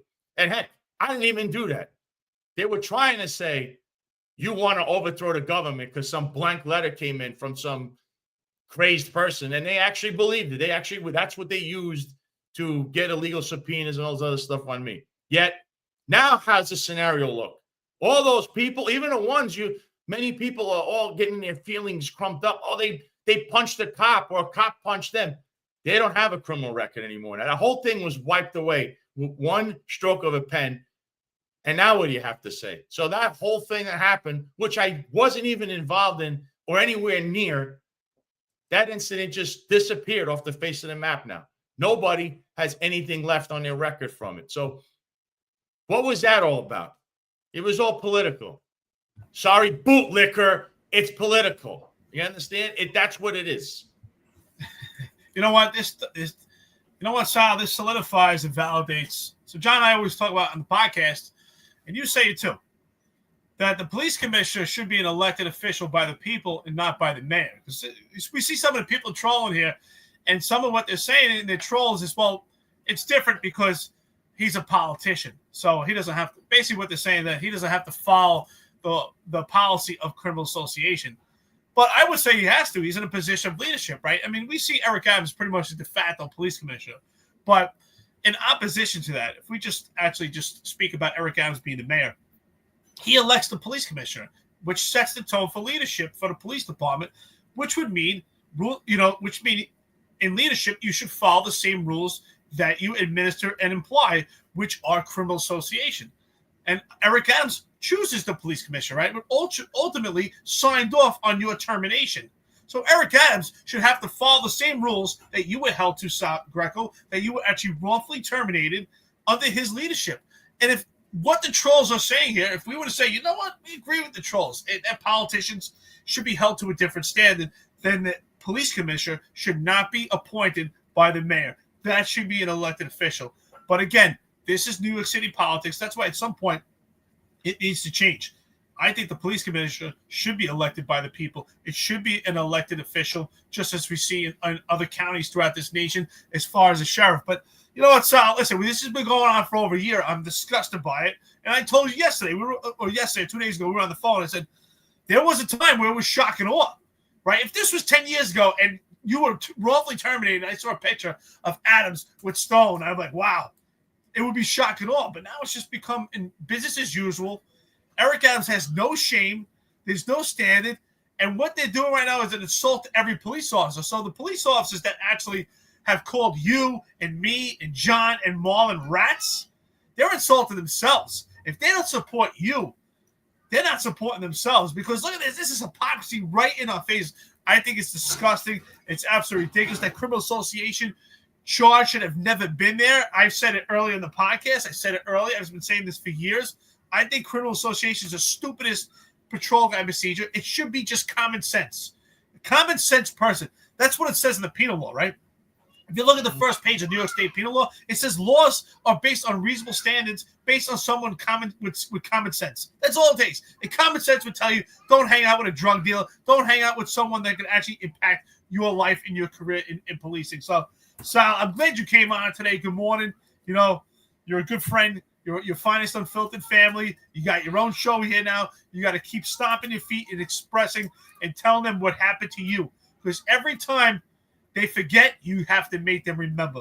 You have to make them remember what happened to you. John, you have to make them remember what they did to you, what they did to Marlon, what they did to me, Mikey G, so many other people that are on this podcast, active, retired, what they did, how they wrongfully did it, because their leadership has the power. We have to start bringing this leadership back to leadership that can be trusted. There's no integrity. And we've seen that the system is broken. Ultimately, we talk about it all the time. The system in the police department is broken, that allowed and fermented where this leadership can actually create this criminal enterprise. So we're making changes here, not just us. It's with our friends and our listeners on the podcast. We're building this network together. But Sal, you have to stomp your feet every day, make them remember, make them never forget. So, listen, there's about 1,300 people on here this morning. Thank you for joining. We just brought up Sal Greco. For those of you not familiar with Sal Greco's case, Sal Greco is a good friend of Roger Stone. Roger Stone has a full presidential pardon from the then 45th president of the United States, Donald J. Trump, and the now 47th president of the United States, Donald J. Trump. Sal Greco was fired by the New York City Police Department for being friends with Roger Stone because of New York City's disdain for Donald Trump and anyone around him. So New York City Mayor Eric Adams fired the Sal Greco for being friendly with Roger Stone under the charge of criminal association, a charge that Eric Adams himself was charged with when he was a police officer, where he did security that he did not report to the job and hung out with known criminals. Mike Tyson is a convicted felon. Reverend Al Sharpton, convicted felon. So on and so forth. And Eric Adams did security for all these people. Louis Farrakhan, known anti-Semite and convicted felon. And Eric Adams was hobnobbing with all these people. And Eric Adams' punishment for doing all of those things was he received a penalty where they removed 15 vacation days from him. Sal Greco was charged with doing uncompensated security for Roger Stone. The reason they charged him with uncompensated security is because even though they illegally obtained his bank records by saying that he was involved in drug trafficking with no allegation or proof of such, and actually admitting to that they drew up a administrative subpoena for a drug charge to get all of his bank records and phone records, they didn't come up with one payment from Roger Stone to Sal Greco. The only money in Sal Greco's bank account came from the New York City Police Department. Nor did they involve fine through all the investigations and all the time they spent following Sal Greco around while he was full duty, may I add, and arresting people and writing summonses on New York City streets. All the time, they didn't find one thing that he did wrong with Roger Stone. So they couldn't find the financial transaction, so they made up a charge. They said that he was doing uncompensated security. I till today do not know what uncompensated security is. I guess if a police officer is off duty with his wife or his children, he is providing uncompensated security. If you're walking next to anybody on that street, you're doing uncompensated security. And Sal Greco was fired by Eric Adams for being friendly with Roger Stone. And here is Eric Adams associating with Roger Stone. Now that he's indicted, now that he needs to be MAGA, and people are saying, where's Trump? Trump should do the right thing, and I agree with you. But even bigger than Trump, where is MAGA? Where is the whole movement? To say an NYPD police officer was terminated for being associated with Donald Trump by Eric Adams, and instead of embracing this open border loving, COVID stormtrooper mandate loving Eric Adams, where are they to say, why aren't you reinstating Sal? Where's MAGA jumping up and down that the military is going to be reinstated with back pay and an apology, and their ranks will be reinstated for refusal to comply with the federal mandate? Where are they to say, why aren't you doing the same for the NYPD, the FDNY, the DOE, and all the other city agencies? Where is the MAGA movement, Sal? Where are they? Has Benny Johnson contacted you? Has any of these supposed MAGA guys contacted you? They all wear their red hats. They all look like Democrats to me. And that's why I say your favorite conservative influencer is a progressive leftist. They're full of crap, all of them. Where are they on this? MAGA has, has a price, apparently, a lot of those people in there. You can even look at the inauguration. Did the grassroots MAGA people, did they even get into the balls? I don't know. There's so much stuff going on behind the scenes. But I could tell you, a lot of these people, a lot of them attached to one nefarious character, Steve Bannon. That whole gang there, that little crew, they've never even mentioned my name. And if they did, it was in passing because they're really, friends with Eric Adams. So New York City in general, I could list those people that were there that have mentioned my name. And that's, you got Sid Rosenberg, you had Curtis Sliwa, you had Frank Morano, you had Dominic Carter, and you have Roger, who doesn't count. He's not New York City. And if you want to say John Katzimatidis because he owns WABC, okay. Whereas everybody else could care less. Another thing I heard, especially used in MAGA world, Sal Greco doesn't have the name recognition. So they go on that. Name recognition. You got to be somebody famous. Like, I guess Benny Johnson is famous. So in other words, name recognition would matter. So when you're out there patrolling the streets, everybody, if the guy is famous, treat him different than you would another guy if they commit a crime or they get pulled over for any light infraction. That's the mentality you're dealing with here. When I was a cop, I pulled over NFL guys. If they did something wrong, they didn't get away with it. What are we talking about here? And in fact, people that were drunk, which is what I like, that's what I did. Drunk drivers. I locked up many of them. There was no disparity. There was no, oh, well, that guy's famous. If that guy's famous and he's drunk, he's gone. And I did that. So it's I don't understand what this name recognition, what does that mean? So if somebody is dying in the street and he supported you and did all this stuff, well, that's not Steve Bannon. Let him die. That's the mentality. That's how people call you a fugazi and they turn your back on you. And the minute anything happens, like that guy dying in the street gets up on his feet, no one's going to look at you anymore because they know who you are. You're the next Eric Adams. So that's who Eric Adams is. It's the same to be said for the people that have been silent and have turned their back, especially New York City Republicans, because a lot of them are in bed. It's not a Republican club. It's not a Republican party. It's a union party. They do whatever it takes to survive. Heck, they'll be hanging out in the Bronx with them probably and do whatever the hell they were doing up there. A lot of people that are running unopposed. There's no Republicans running in certain seats. Whether or not you believe you could win, you always want to make things competitive. But it looks like we're not going to run for that seat because that other seat that the Republicans in charge of, the Democrat won't run over there. So they'll run unopposed over there. So there's all these backroom deals. And who always pays? The low information taxpayer that sits there and goes, I want to be like a Juju. That me and him, we're both the same ethnic race. I think everybody says that. Yeah, we both stop at the same store. That's the guy. Yeah. Up the fist. That's my guy. But wait a minute. The policies, he's been in office for 4 years. He's done absolutely nothing for me, my people, my neighborhood. He's enriched himself. I see him hanging out, clubbing all the time. That's the guy you're going to vote for?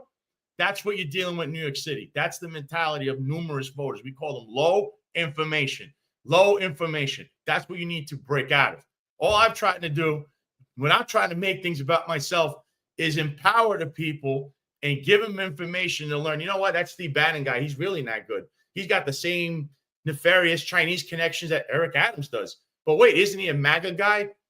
Now he wants to be with Eric. What's going on there?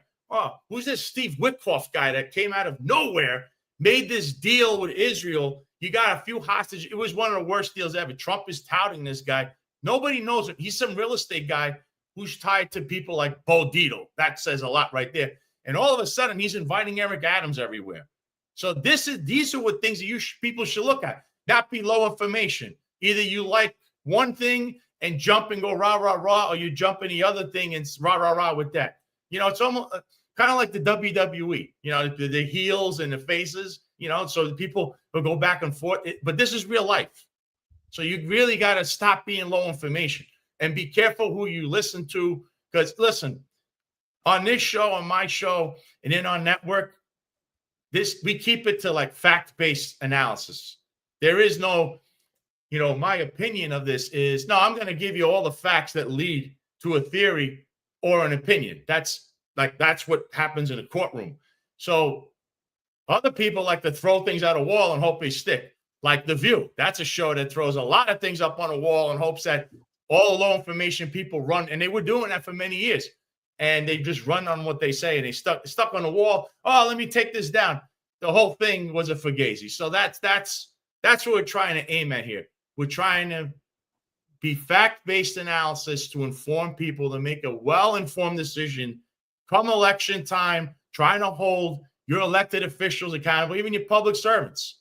Because unfortunately, many up there in the upper echelons of the NYPD and other police departments in other counties and regions are doing the exact same thing that you see in New York City. It's just New York City is the shiny city on a hill. So whatever happens in New York City will happen in your town. Kind of that's the outlook of how things have been for decades. So we want to see New York City at least be functional, not be so corrupt, because that's the blueprint for your city, even your little town somewhere in middle America. That's going to be you, because they're going to use that as a template. Just like Roger Stone's trial, how he was railroaded, they did the same thing to everybody after him, from the January 6th people to President Trump himself. But no, in Eric Adams' case, they actually had real evidence. They didn't have any fugazi witnesses. They have real evidence that he did not get an upgrade ticket for airlines. He took $10 million of taxpayer funds and public matching funds from Turkish straw donors. That is a serious charge. And there's evidence, and it's right in the indictment. It's right in front of you. It's not about a bribe over a Turkish consulate. It's he took $10 million of public matching funds from Turkish straw donors. Remember that. I'll say that over and over again. And there's going to be more, because apparently he was witness tampering against the guy who pled guilty and is testifying against him, the Turkish guy. Yeah, there's also that. But let's keep forgetting that, because he's MAGA Eric now. He associating with Roger Stone's a good thing, apparently, in his work. Before, he wanted to execute anyone who was doing that. So very odd how this guy operates, man. You know what, Sal? Listen, I get it. The politics that are behind this, and I agree. There should be a movement with MAGA. But I think ultimately, to me, the bigger picture about this is exactly what I've been saying for over 2 years, is that a lot of the suicide problems we have are the internal pressures of the NYPD. And along with the internal pressures is no support by the union. To me, the bigger picture is the unions are not representing you. The unions should have gathered all the evidence that we've gathered on this podcast throughout the entire 2.5 years of you being terminated, and this collective evidence information that we've gathered together along with Maul and our friends and listeners, all this information that we have. This should have been done by the unions. This question is, have the unions contacted you since you've been wrongfully terminated? Have the unions offered any support, not just emotionally, financial support? Have the unions said, hey, Sal, we're watching the podcast. We're watching you, and we see all the evidence and ammunition that you presented in your case, and we want to help you and provide an attorney also. Sal, have we helped you out? Because, Sal, we see you're wrongfully terminated. We're looking at evidence-based information. You just talked about evidence, right? We're looking. It's time after time. You're putting up pictures on social media. There's no doubt about it. The unions are seeing it. Three-head Pat Hendry sees it. These unions are looking at it right now, right? Sal, they see you. They see John. They see myself. They see Marlon. They see our friends and listeners talking about this. And all the evidence is there. It's refutable evidence. And they're not doing anything. They should have offered you a job. They should have taken care of you. You should still be a union-fledged member. They have done nothing but turn their back on you. And that's my point. To me, that's the bigger picture here. Because we can't control the external pressures, right? We can't control it right now. Yeah, we talk about voter information, low voter information, voter apathy. I agree. We talk about that all the time. But what can we control? What we can control right here is the internal pressures of the NYPD, is our union dues. Where are these union dues going? These unions are not doing any representation. This is all information that the unions could have stacked together and say, look at what's going on here, and he was wrongfully terminated, and get behind you so that you're reinstated, compensated, vindicated, so it doesn't happen to another cop. We see that they can care less about cops that were wrongfully terminated. Cops, not cops because John was a lieutenant, but any rank that had to leave the job over the mandate, did not get the accommodations for their religious beliefs, medical beliefs, or they just didn't want to take the shot. They've turned their back on everybody. They turned their back on me. They turned their back. I had 8 sets of charges in 6 weeks, told me we can't do anything. 8 administrative charges from CCRB. I never had any discipline my entire career. Nothing. I had a 5, the top eval that you can get every year. I had awards. I had my substantiated CCRB. I have my award. And the unions did nothing. If I would have listened to the unions, if I would have taken the unions' advice, I would have never made it out. I told John I might get terminated. I don't know. But if I would have listened to the unions, 100% I would have been terminated. So right now, that's the bigger pitch to me, is what support. I know you were on, if anybody ever has an opportunity, Sal, you should put it up again. Sal was on Tucker, and when you were asked about the unions, it was great. Tucker asked you, and you said, I don't know, Pat Lynch didn't even talk to me. What, if anything, has the unions done, or how have they turned their back on you? I want to know, like, what role do the unions play in this, if anything? The unions, they provided Stuart London as a lawyer who basically said, you have no shot here. You're going to get terminated. That's the facts. The rule at this time, there were 3 people that the police department said must be terminated. They don't care how they do it or what they do. And the 3 names that were given were, what's his name? Ed Mullins, myself, and was that Sergeant? What was his name? Barry, the one with he used his firearm. He shot Hugh Barry. Those are the 3 names given to me that would be terminated no matter what. No matter what. And it wasn't coming from Stewart either. It came from other people that were involved in in the room there at 1PP upstairs on the 14th floor. So that was a decision made. It didn't matter that de Blasio was the mayor. It doesn't matter that Eric Adams is the mayor. The police department is his own animal and has its own way of doing things, as you've seen today. So that was what the police department said, and that's what they did. So yes, we could smash Eric Adams all day because he is the head of the city, but at the same time, what is the culpability of the police department itself? That is another. I mean, they're the ones that really need to be held accountable here, because they're running around with a mob associate up there in the Bronx doing all kinds of crazy things that you're now seeing being laid out. Not that we haven't informed you. Now you're hearing about all these things that are being laid out. You heard this guy talk on the show. Just when he's talking about his things, just think, what the hell is a police department guy doing here? And I heard on there, too, there's an argument that he said that the police department should be doing paid details at a nightclub. That is one of the most outrageously ridiculous things I've ever heard, because the appearance of impropriety alone and the opportunities of a cop standing in front of a nightclub on duty, off duty, that means that's a second income. There could be things going on, people on the take, and we've already seen this before. That's why in New York City, that's not allowed. They don't want cops near a place of business with alcohol because of the state liquor authority. They would jump in and take away your license.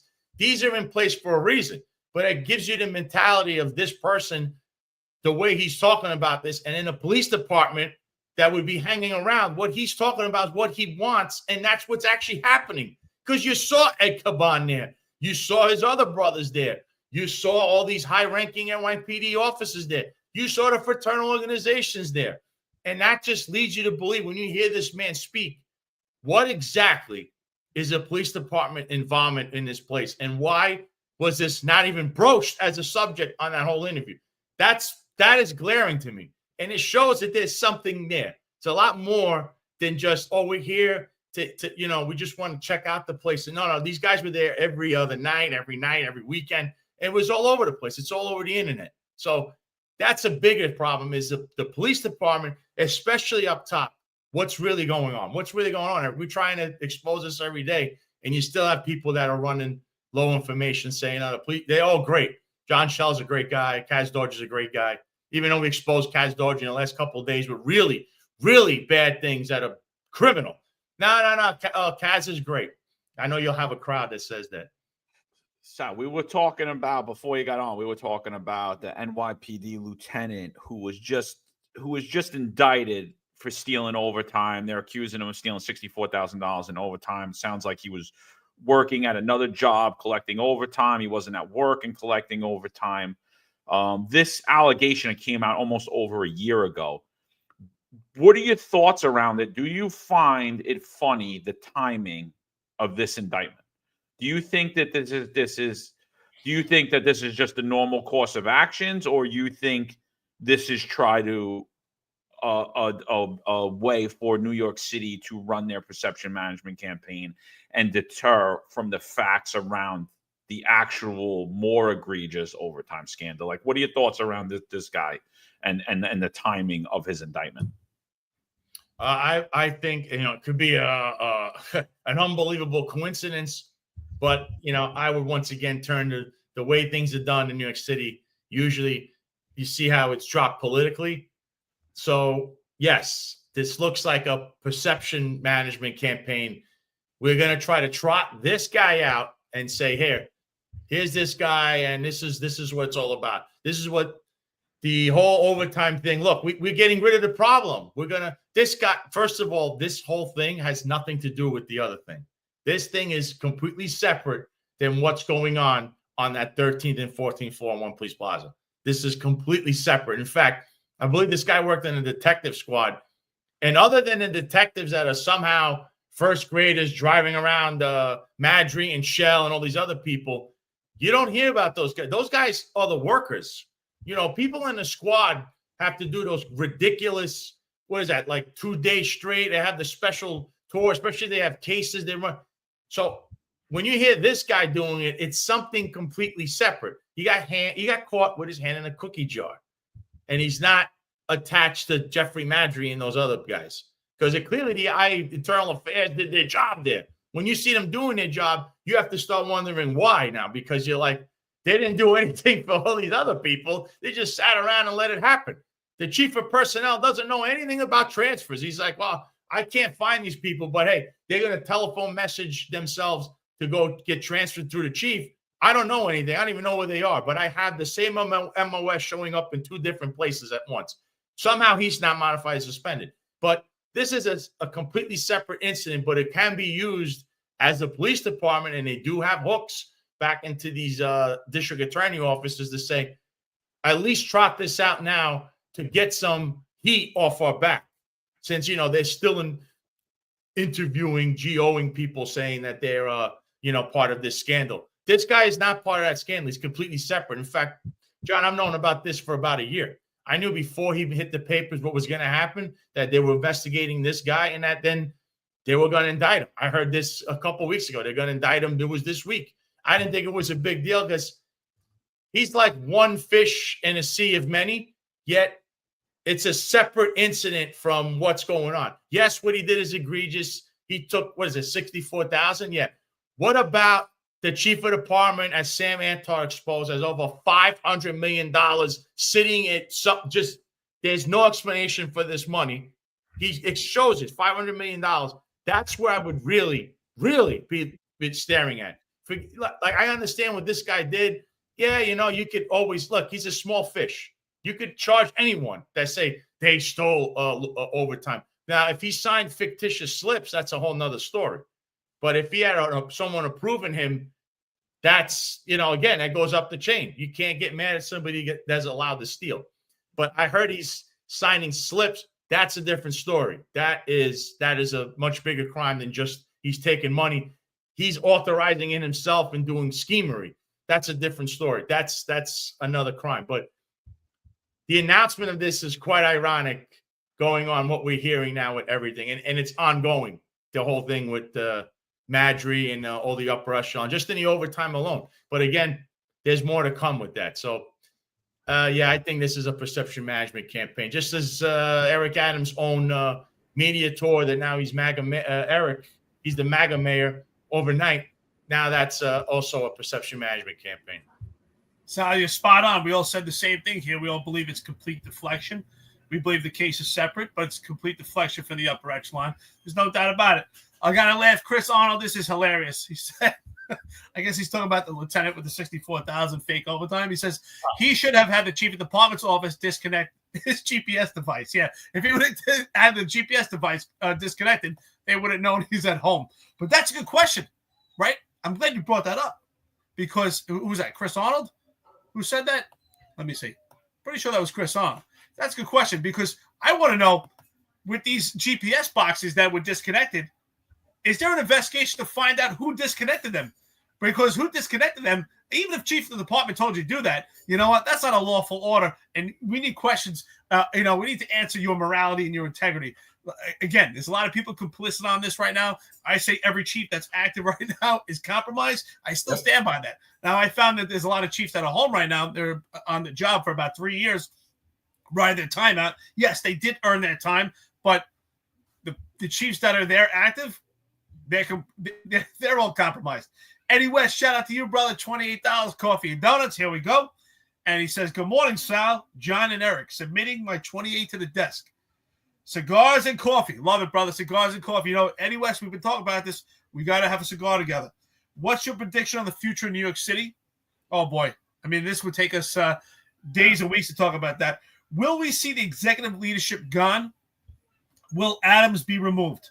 Confusion over New York City role with ICE. Absolutely total confusion about this role with ICE. But I don't think that this confusion in the sense that Jessica Tisch did tell the public that the NYPD will not work with ICE. Specific restrictions and specific sanctions for the NYPD, and actually being polarizing to a federal law enforcement agency, which to me is complete opposition to public safety. Now, the question here is, what's your prediction of the future of New York City? And will we see the executive leadership gone? So you know what? And will Adams be removed? So I'll answer this question. I'll give one to John and one to Sal. Will Adams be removed? I want to answer that question because I've been saying that he will not be removed. I still stand by that. I think Kathy Hochul, at this point, if she was going to remove him, she would have done it already. I think they're afraid of race baiting. I think they will not remove him. I think that we see everything right now is looking. I don't think that he would spend this much time unless there was a chance. It's looking like he may actually get that pardon, potentially an actual preemptive pardon, which I'm in complete opposition to, because we don't know. Let's be honest. We don't know. This whole thing that came out about Diddy, we don't know if Eric Adams has some relation. What if Eric Adams has some type of potential sexual allegation at these Diddy parties? We don't know. It could be, and he gets a preemptive pardon. I have a huge problem with that. I don't think Eric Adams is going to be removed.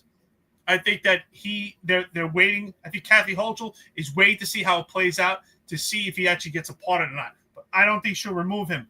So I think it's going to take someone to actually take him out by handcuffs or give him a pardon. So there's other questions here.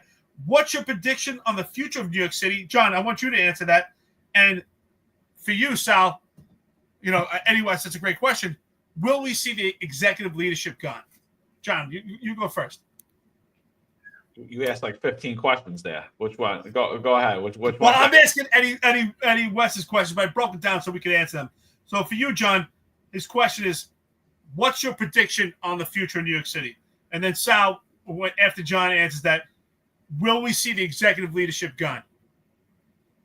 The executive leadership's in its last days. Eric Adams will be gone. I'm hearing Eric Adams. Obviously, the New York GOP is trying to paint Eric Adams as the face of the GOP, which is, absolutely laughable.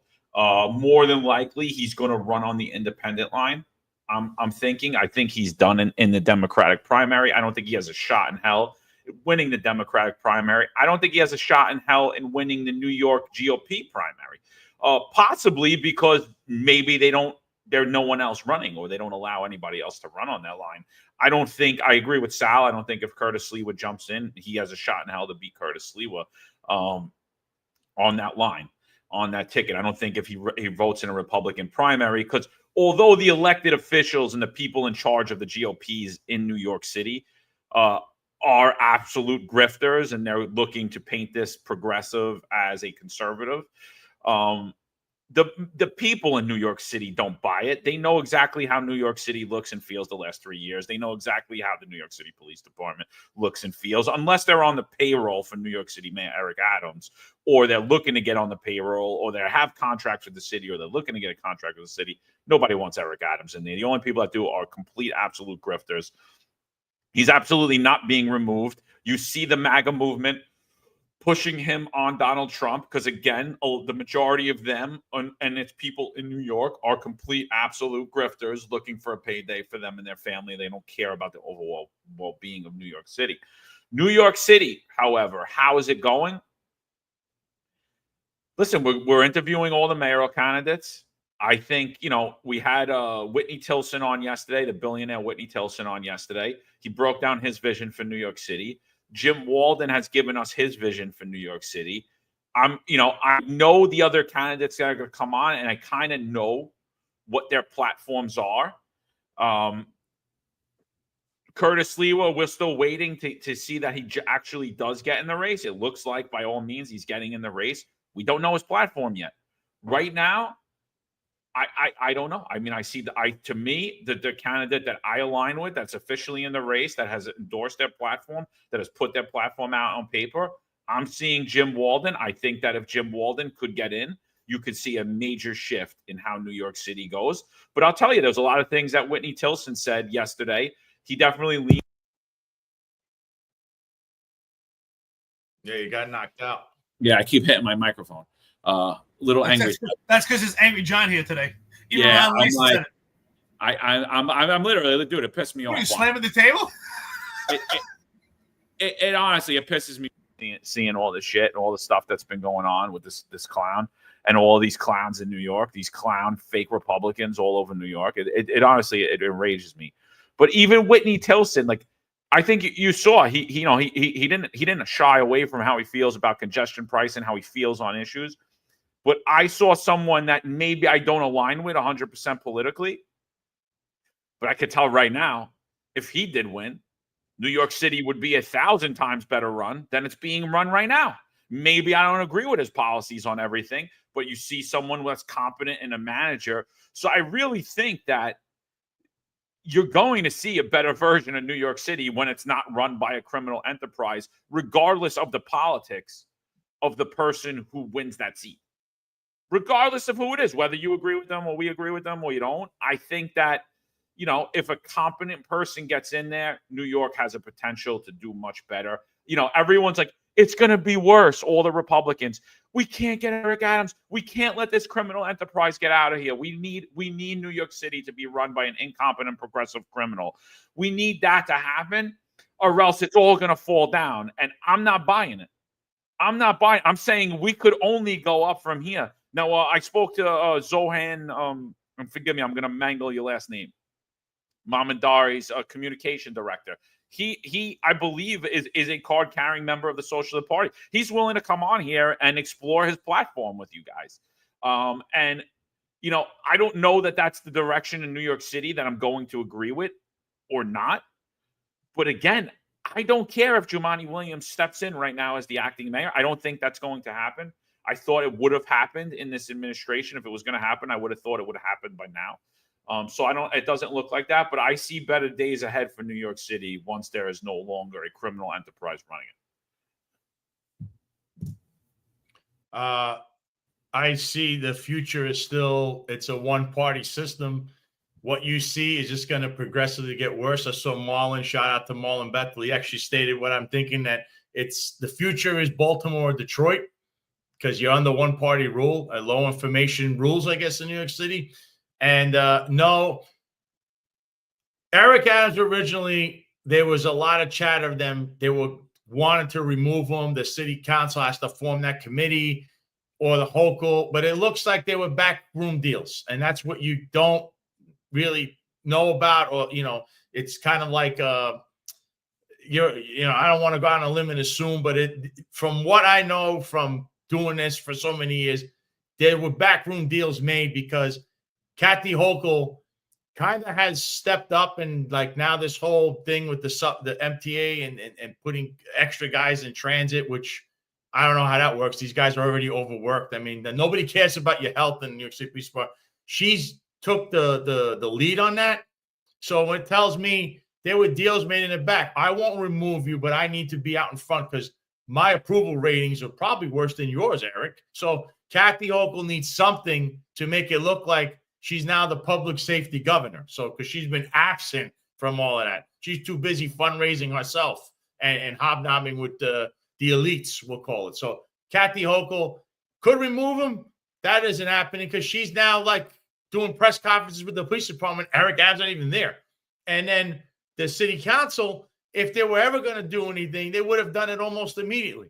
But remember, when Eric Adams was up at Conza Frito hanging out with everybody, it was people like Ralph Salamanca.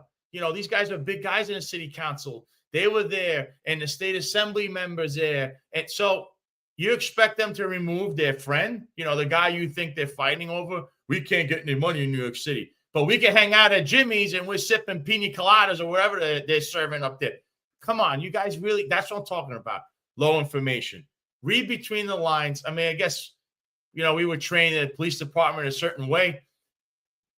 This is never happening. He's not going to get removed. If they were going to do it, it would have been done right away. And there's like 1 month left to even remove him where you would have a special election. So if he isn't removed by March, I believe 1st, you won't have a special election. So then you would have no mayor. Then you would have who? Jumaane Williams. So they're not going to do it. And that guy, Jumaane Williams, on top of it, was being looked at for having one of these foreign guys or straw donors in his own campaign. So he's silent. You don't hear about him anymore because he's worried. So the whole thing is corrupt. It's a poisonous tree. The roots of it are poisonous, and it's just growing. And it's the tree is dark, the forest is dark, and I'm really sorry. Unless people start getting informed and vote that way, Detroit or Baltimore is coming to New York City. Sal, there's no doubt about it. I'm glad that we agree. We both agree that if they were going to remove Eric Adams, it would have been done already. Because at this point, to me, the appearance is this.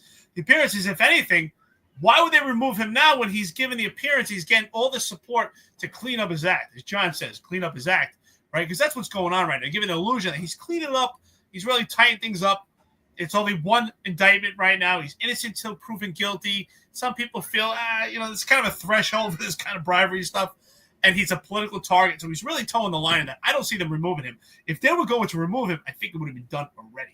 I think we've really surpassed the timeline of when he should be removed. I mean, he should have been removed immediately when this indictment came down, especially the cloud of suspicion that was there with this corruption probe. So with that being said, I want to say shout out to Marlon, of course, Finest Unfiltered family. I think Marlon has hit the nail. I agree with you, Marlon. There's no doubt about it. That's reflective of what has happened with other cities when we lost a steel factory in Pittsburgh, in Detroit, when it comes to the car industry. Absolutely. Marlon says, if anyone thinks I'm wrong, ask yourself, how does New York City compete with newer, younger Sunbelt cities? Absolutely. Spot on, brother. That are attracting factories, chips, and are growing in population right now. Absolutely. We see population growing in some of these states where they had low population because there was no industry. And the industry is moving. Right? Arguably, John, you and I talk about this all the time. You say, if you're not working in New York City and there's no financial benefit, at this point, why would you even leave there? So at this point, why would anybody leave there when all businesses are leaving there? There was a great short. If anybody has an opportunity to see it, it was a segment from the podcast where John talks about how New York City hates businesses, right? When it was reference to the sheriff's office doing these illegal warrantless searches in business. But it is true. New York City does hate business. They're doing everything they can, think about it, not to attract business, but to push these businesses away. And that's why, Marlon, I agree with you, spot on. congestion pricing, which is really a tax that hurts our local New York City residents, that hurts tourism, and it hurts businesses. And what's the key to prosperity? Not just public safety that Eric Adams wants to say. It's also people making money. And how do you make money? Through business and real estate. And the two things that are being lost in New York City, and I'm sure Marlon would agree, is business and real estate. And it's not real estate just being lost just because of COVID. There was a lot that's lost, but it's being lost because of the New York City politics that are driving business and driving real estate out to Sunbelt cities, just like Marlon says. Yeah, I agree with you. Where you can get better weather, you can get better politics, better legislation, better tax rates, better structure for businesses. Absolutely spot on. Yeah, so listen, we're going on about 3 hours, 20 minutes now. We're going to start to wrap this up. Eddie West, real quick, regarding my lawsuit, city moved it to federal. A week later, they want to move it back to the state. I don't know what's going on with it. We'll figure it out. We'll see where that goes. And he asked if would I retire if I was allowed to be a cop again. Like I said, I would 100% go back symbolically. I do feel that I'm more effective out here. I've had opportunities to run for office. I turned them down because I feel like I'm more effective here than just being a bum in city council somewhere that can't really get anything done. And I kind of feel the same way in the New York City Police Department at this time. I think that I need to be righted. I would like to be there for a certain amount of time to just have my presence felt, but I don't feel like I would be very effective there at all. I would go back to the New York City Police Department in a much higher ranking position than the rank of lieutenant, where I would be able to affect change, provide public safety, provide some common sense and decency for the members of the department and the people that they serve. In the rank of lieutenant, I don't necessarily know that I would be able to do any of those things. And especially now, obviously, you guys all know how heavily we've all been targeted. And of course I would be targeted, but I would welcome it. I would absolutely welcome it because, I made a pact with God, and that's it. And I'm not going to sit there and fear these demons and these evil, corrupt cops. I'm just not. And I welcome the attacks, and I welcome it going forward. We got Rob Lukash coming on here tomorrow. Retired Deputy Chief Rob Lukash coming on here tomorrow. I think starting Friday, one of you guys, and I don't remember who it was, suggested that we do, like a fun Friday type weekly roundup. So I think we're going to start working on that, where we're going to have Sal and Marlon join us to just go through the weekly roundup. Maybe like a quick hour. Maybe we do some fun stuff with that too. But this Friday, we're excited to have Deputy Chief Rob Lukash come on here and talk about his career, his experiences, and what he sees. So I got nothing else. Sal, you got anything before we get out of here? Yeah, I want to answer that. If you say so, if I was to be reinstated, am I allowed to in that time as a police? Can I arrest Kaz Daughtry myself? Because that would be one of the demands I asked for. I want to handcuff the guy myself, or John Shell, who I know. I've worked with him. Somebody wrote in here. I don't know if you saw the comment. One of the last questions they asked us. I see Eddie West gave us $10 to I'm going to say espresso and bagels, Eric. That's how I do it. He says this. I want to take a poll. Sorry to give this troll attention, but I wonder what you guys think on this. Who do you think Juju is? Kaz, Shell, or a rookie 9-7 tax under one of two? LOL. Listen, that guy is a jester. I keep telling you, people, you shouldn't pay attention to him. He's another low information. I don't know where he is. He could be somewhere in California. It's funny that he wasn't on the show and he popped in after 10 a.m. The other day, because I think he was in the airport looking for Eric Dim in D.C. because that's where I think he was. But I don't pay attention to him. The guy sounds like a whiny little, he's living in the 70s. Maybe he's part of Black Panther movement because he only sides with one particular argument. He keeps throwing race in there. So, the world shouldn't have room for racists, and I am assuming that Juju is one. So I wouldn't pay attention to the guy. And if he does have a bad, you should have been fired because they shouldn't be hiring racists. So that should be another thing. But I don't know what else to leave with other than the show goes on. And I should have a show out tomorrow, in fact, at 12:05. If we on Friday, I don't know. Maybe we do the roundup also. There might be a double Sal Greco session on the Finest Unfiltered channel. But thanks for you guys all having my back. Everybody out there also that are on my side, thank you. To the haters, don't worry. They'll come for you next. And then you'll cry and try to come to us and give us your problems. So, what can I say? Eric Adams is that's the swagger man now with the plan, and that's one thing to get a pardon. Well, there's no doubt in my mind that Juju is a team of guys. I think it's Kaz, it's Shell, LA Bro. That's definitely part of the team. Billie Jean. They're all together. There's a whole team of guys who spend their entire tour and probably get overtime to monitor this podcast. When they had an 80-some-odd social media unit, I think a majority of that unit is actually monitoring this podcast. So, you know what I can say? Thank you for being a fan. I feel bad for New York City. They're spending taxpayer money on the podcast, but you know what? Appreciate you watching the podcast, and we'll use more fans. I love our friends and listeners, and I love our haters and trolls. You know what? They're fans. We appreciate it. Stephen S., shout out to you, brother. $4.70 to the podcast. That's right. Coffee and donuts. Great show. Stay strong, brothers. Thank you so much for being a great friend to the podcast. Stephen S., we got to meet in person. We're both on the West Coast right now. We got to meet up. I got my West Coast here shirt, Highland Park. I don't see if you see the helicopter here right now. Pretty cool shirt shop by Sunset Boulevard where they sell all these shirts with different neighborhoods in LA. Pretty cool. Yo, Eddie West, man, thank you so much. You really asked some great questions today. Thank you for dipping your pocket. Yes, I know Sal's a little bougie, wants his espresso and bagels. I love bagels too, but they got to be New York bagels. Right now I'm in LA, Florida. I can't find a good bagel. So Stephen S., if you could refer a spot. I need a good spot for bagels. I need a good spot for actually, there's a couple of good coffee spots, but I need a good spot for pizza. So I know Stephen S. He's traveling right now, but he will return. We'll definitely meet up. And Eddie West, we got to meet up and get some cigars. But yeah, man, listen, we went over 3 hours. I want to thank a lot of these people for hanging in there, staying with us for over 3 hours. Sometimes I don't even realize what the time is. My back lets me know what time it is when the clock starts going. So thank you, everyone. Sal, thanks for jumping in. John, as always, thank you. We will see you tomorrow, 8:05 live Eastern Time, 5:05 Pacific Time. Rob Lukash, I don't know if I'm saying it right, but keep screwing it up.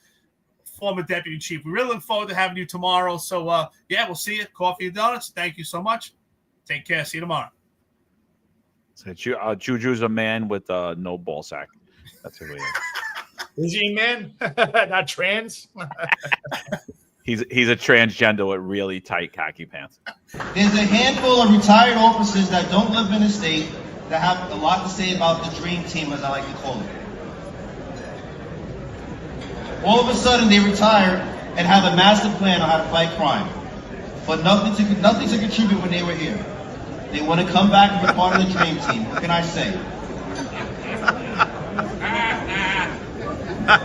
Law enforcement professionals dedicate their lives to serving and protecting our community, but who's protecting their financial futures?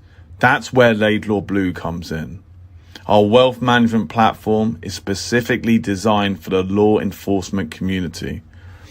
Laidlaw Blue is a division within Laidlaw Wealth Management, run by retired New York City detective John McDermott. His status as a retired detective uniquely positions him to establish a deep connection between Laidlaw Blue and the law enforcement community. Our platform is easy to use and provides a range of financial services, including investment management, retirement planning, and insurance solutions. With Laidlaw Blue, you can secure your financial future and provide for your loved ones. Our team of experienced financial advisors understands the unique challenges and opportunities that law enforcement professionals face. We're here to help you navigate the complexities of financial planning and achieve your goals. Laidlaw Blue. Secure your financial future today. Book a meeting using the QR code displayed or call us directly on 888-901-BLUE. That's 888-901-BLUE.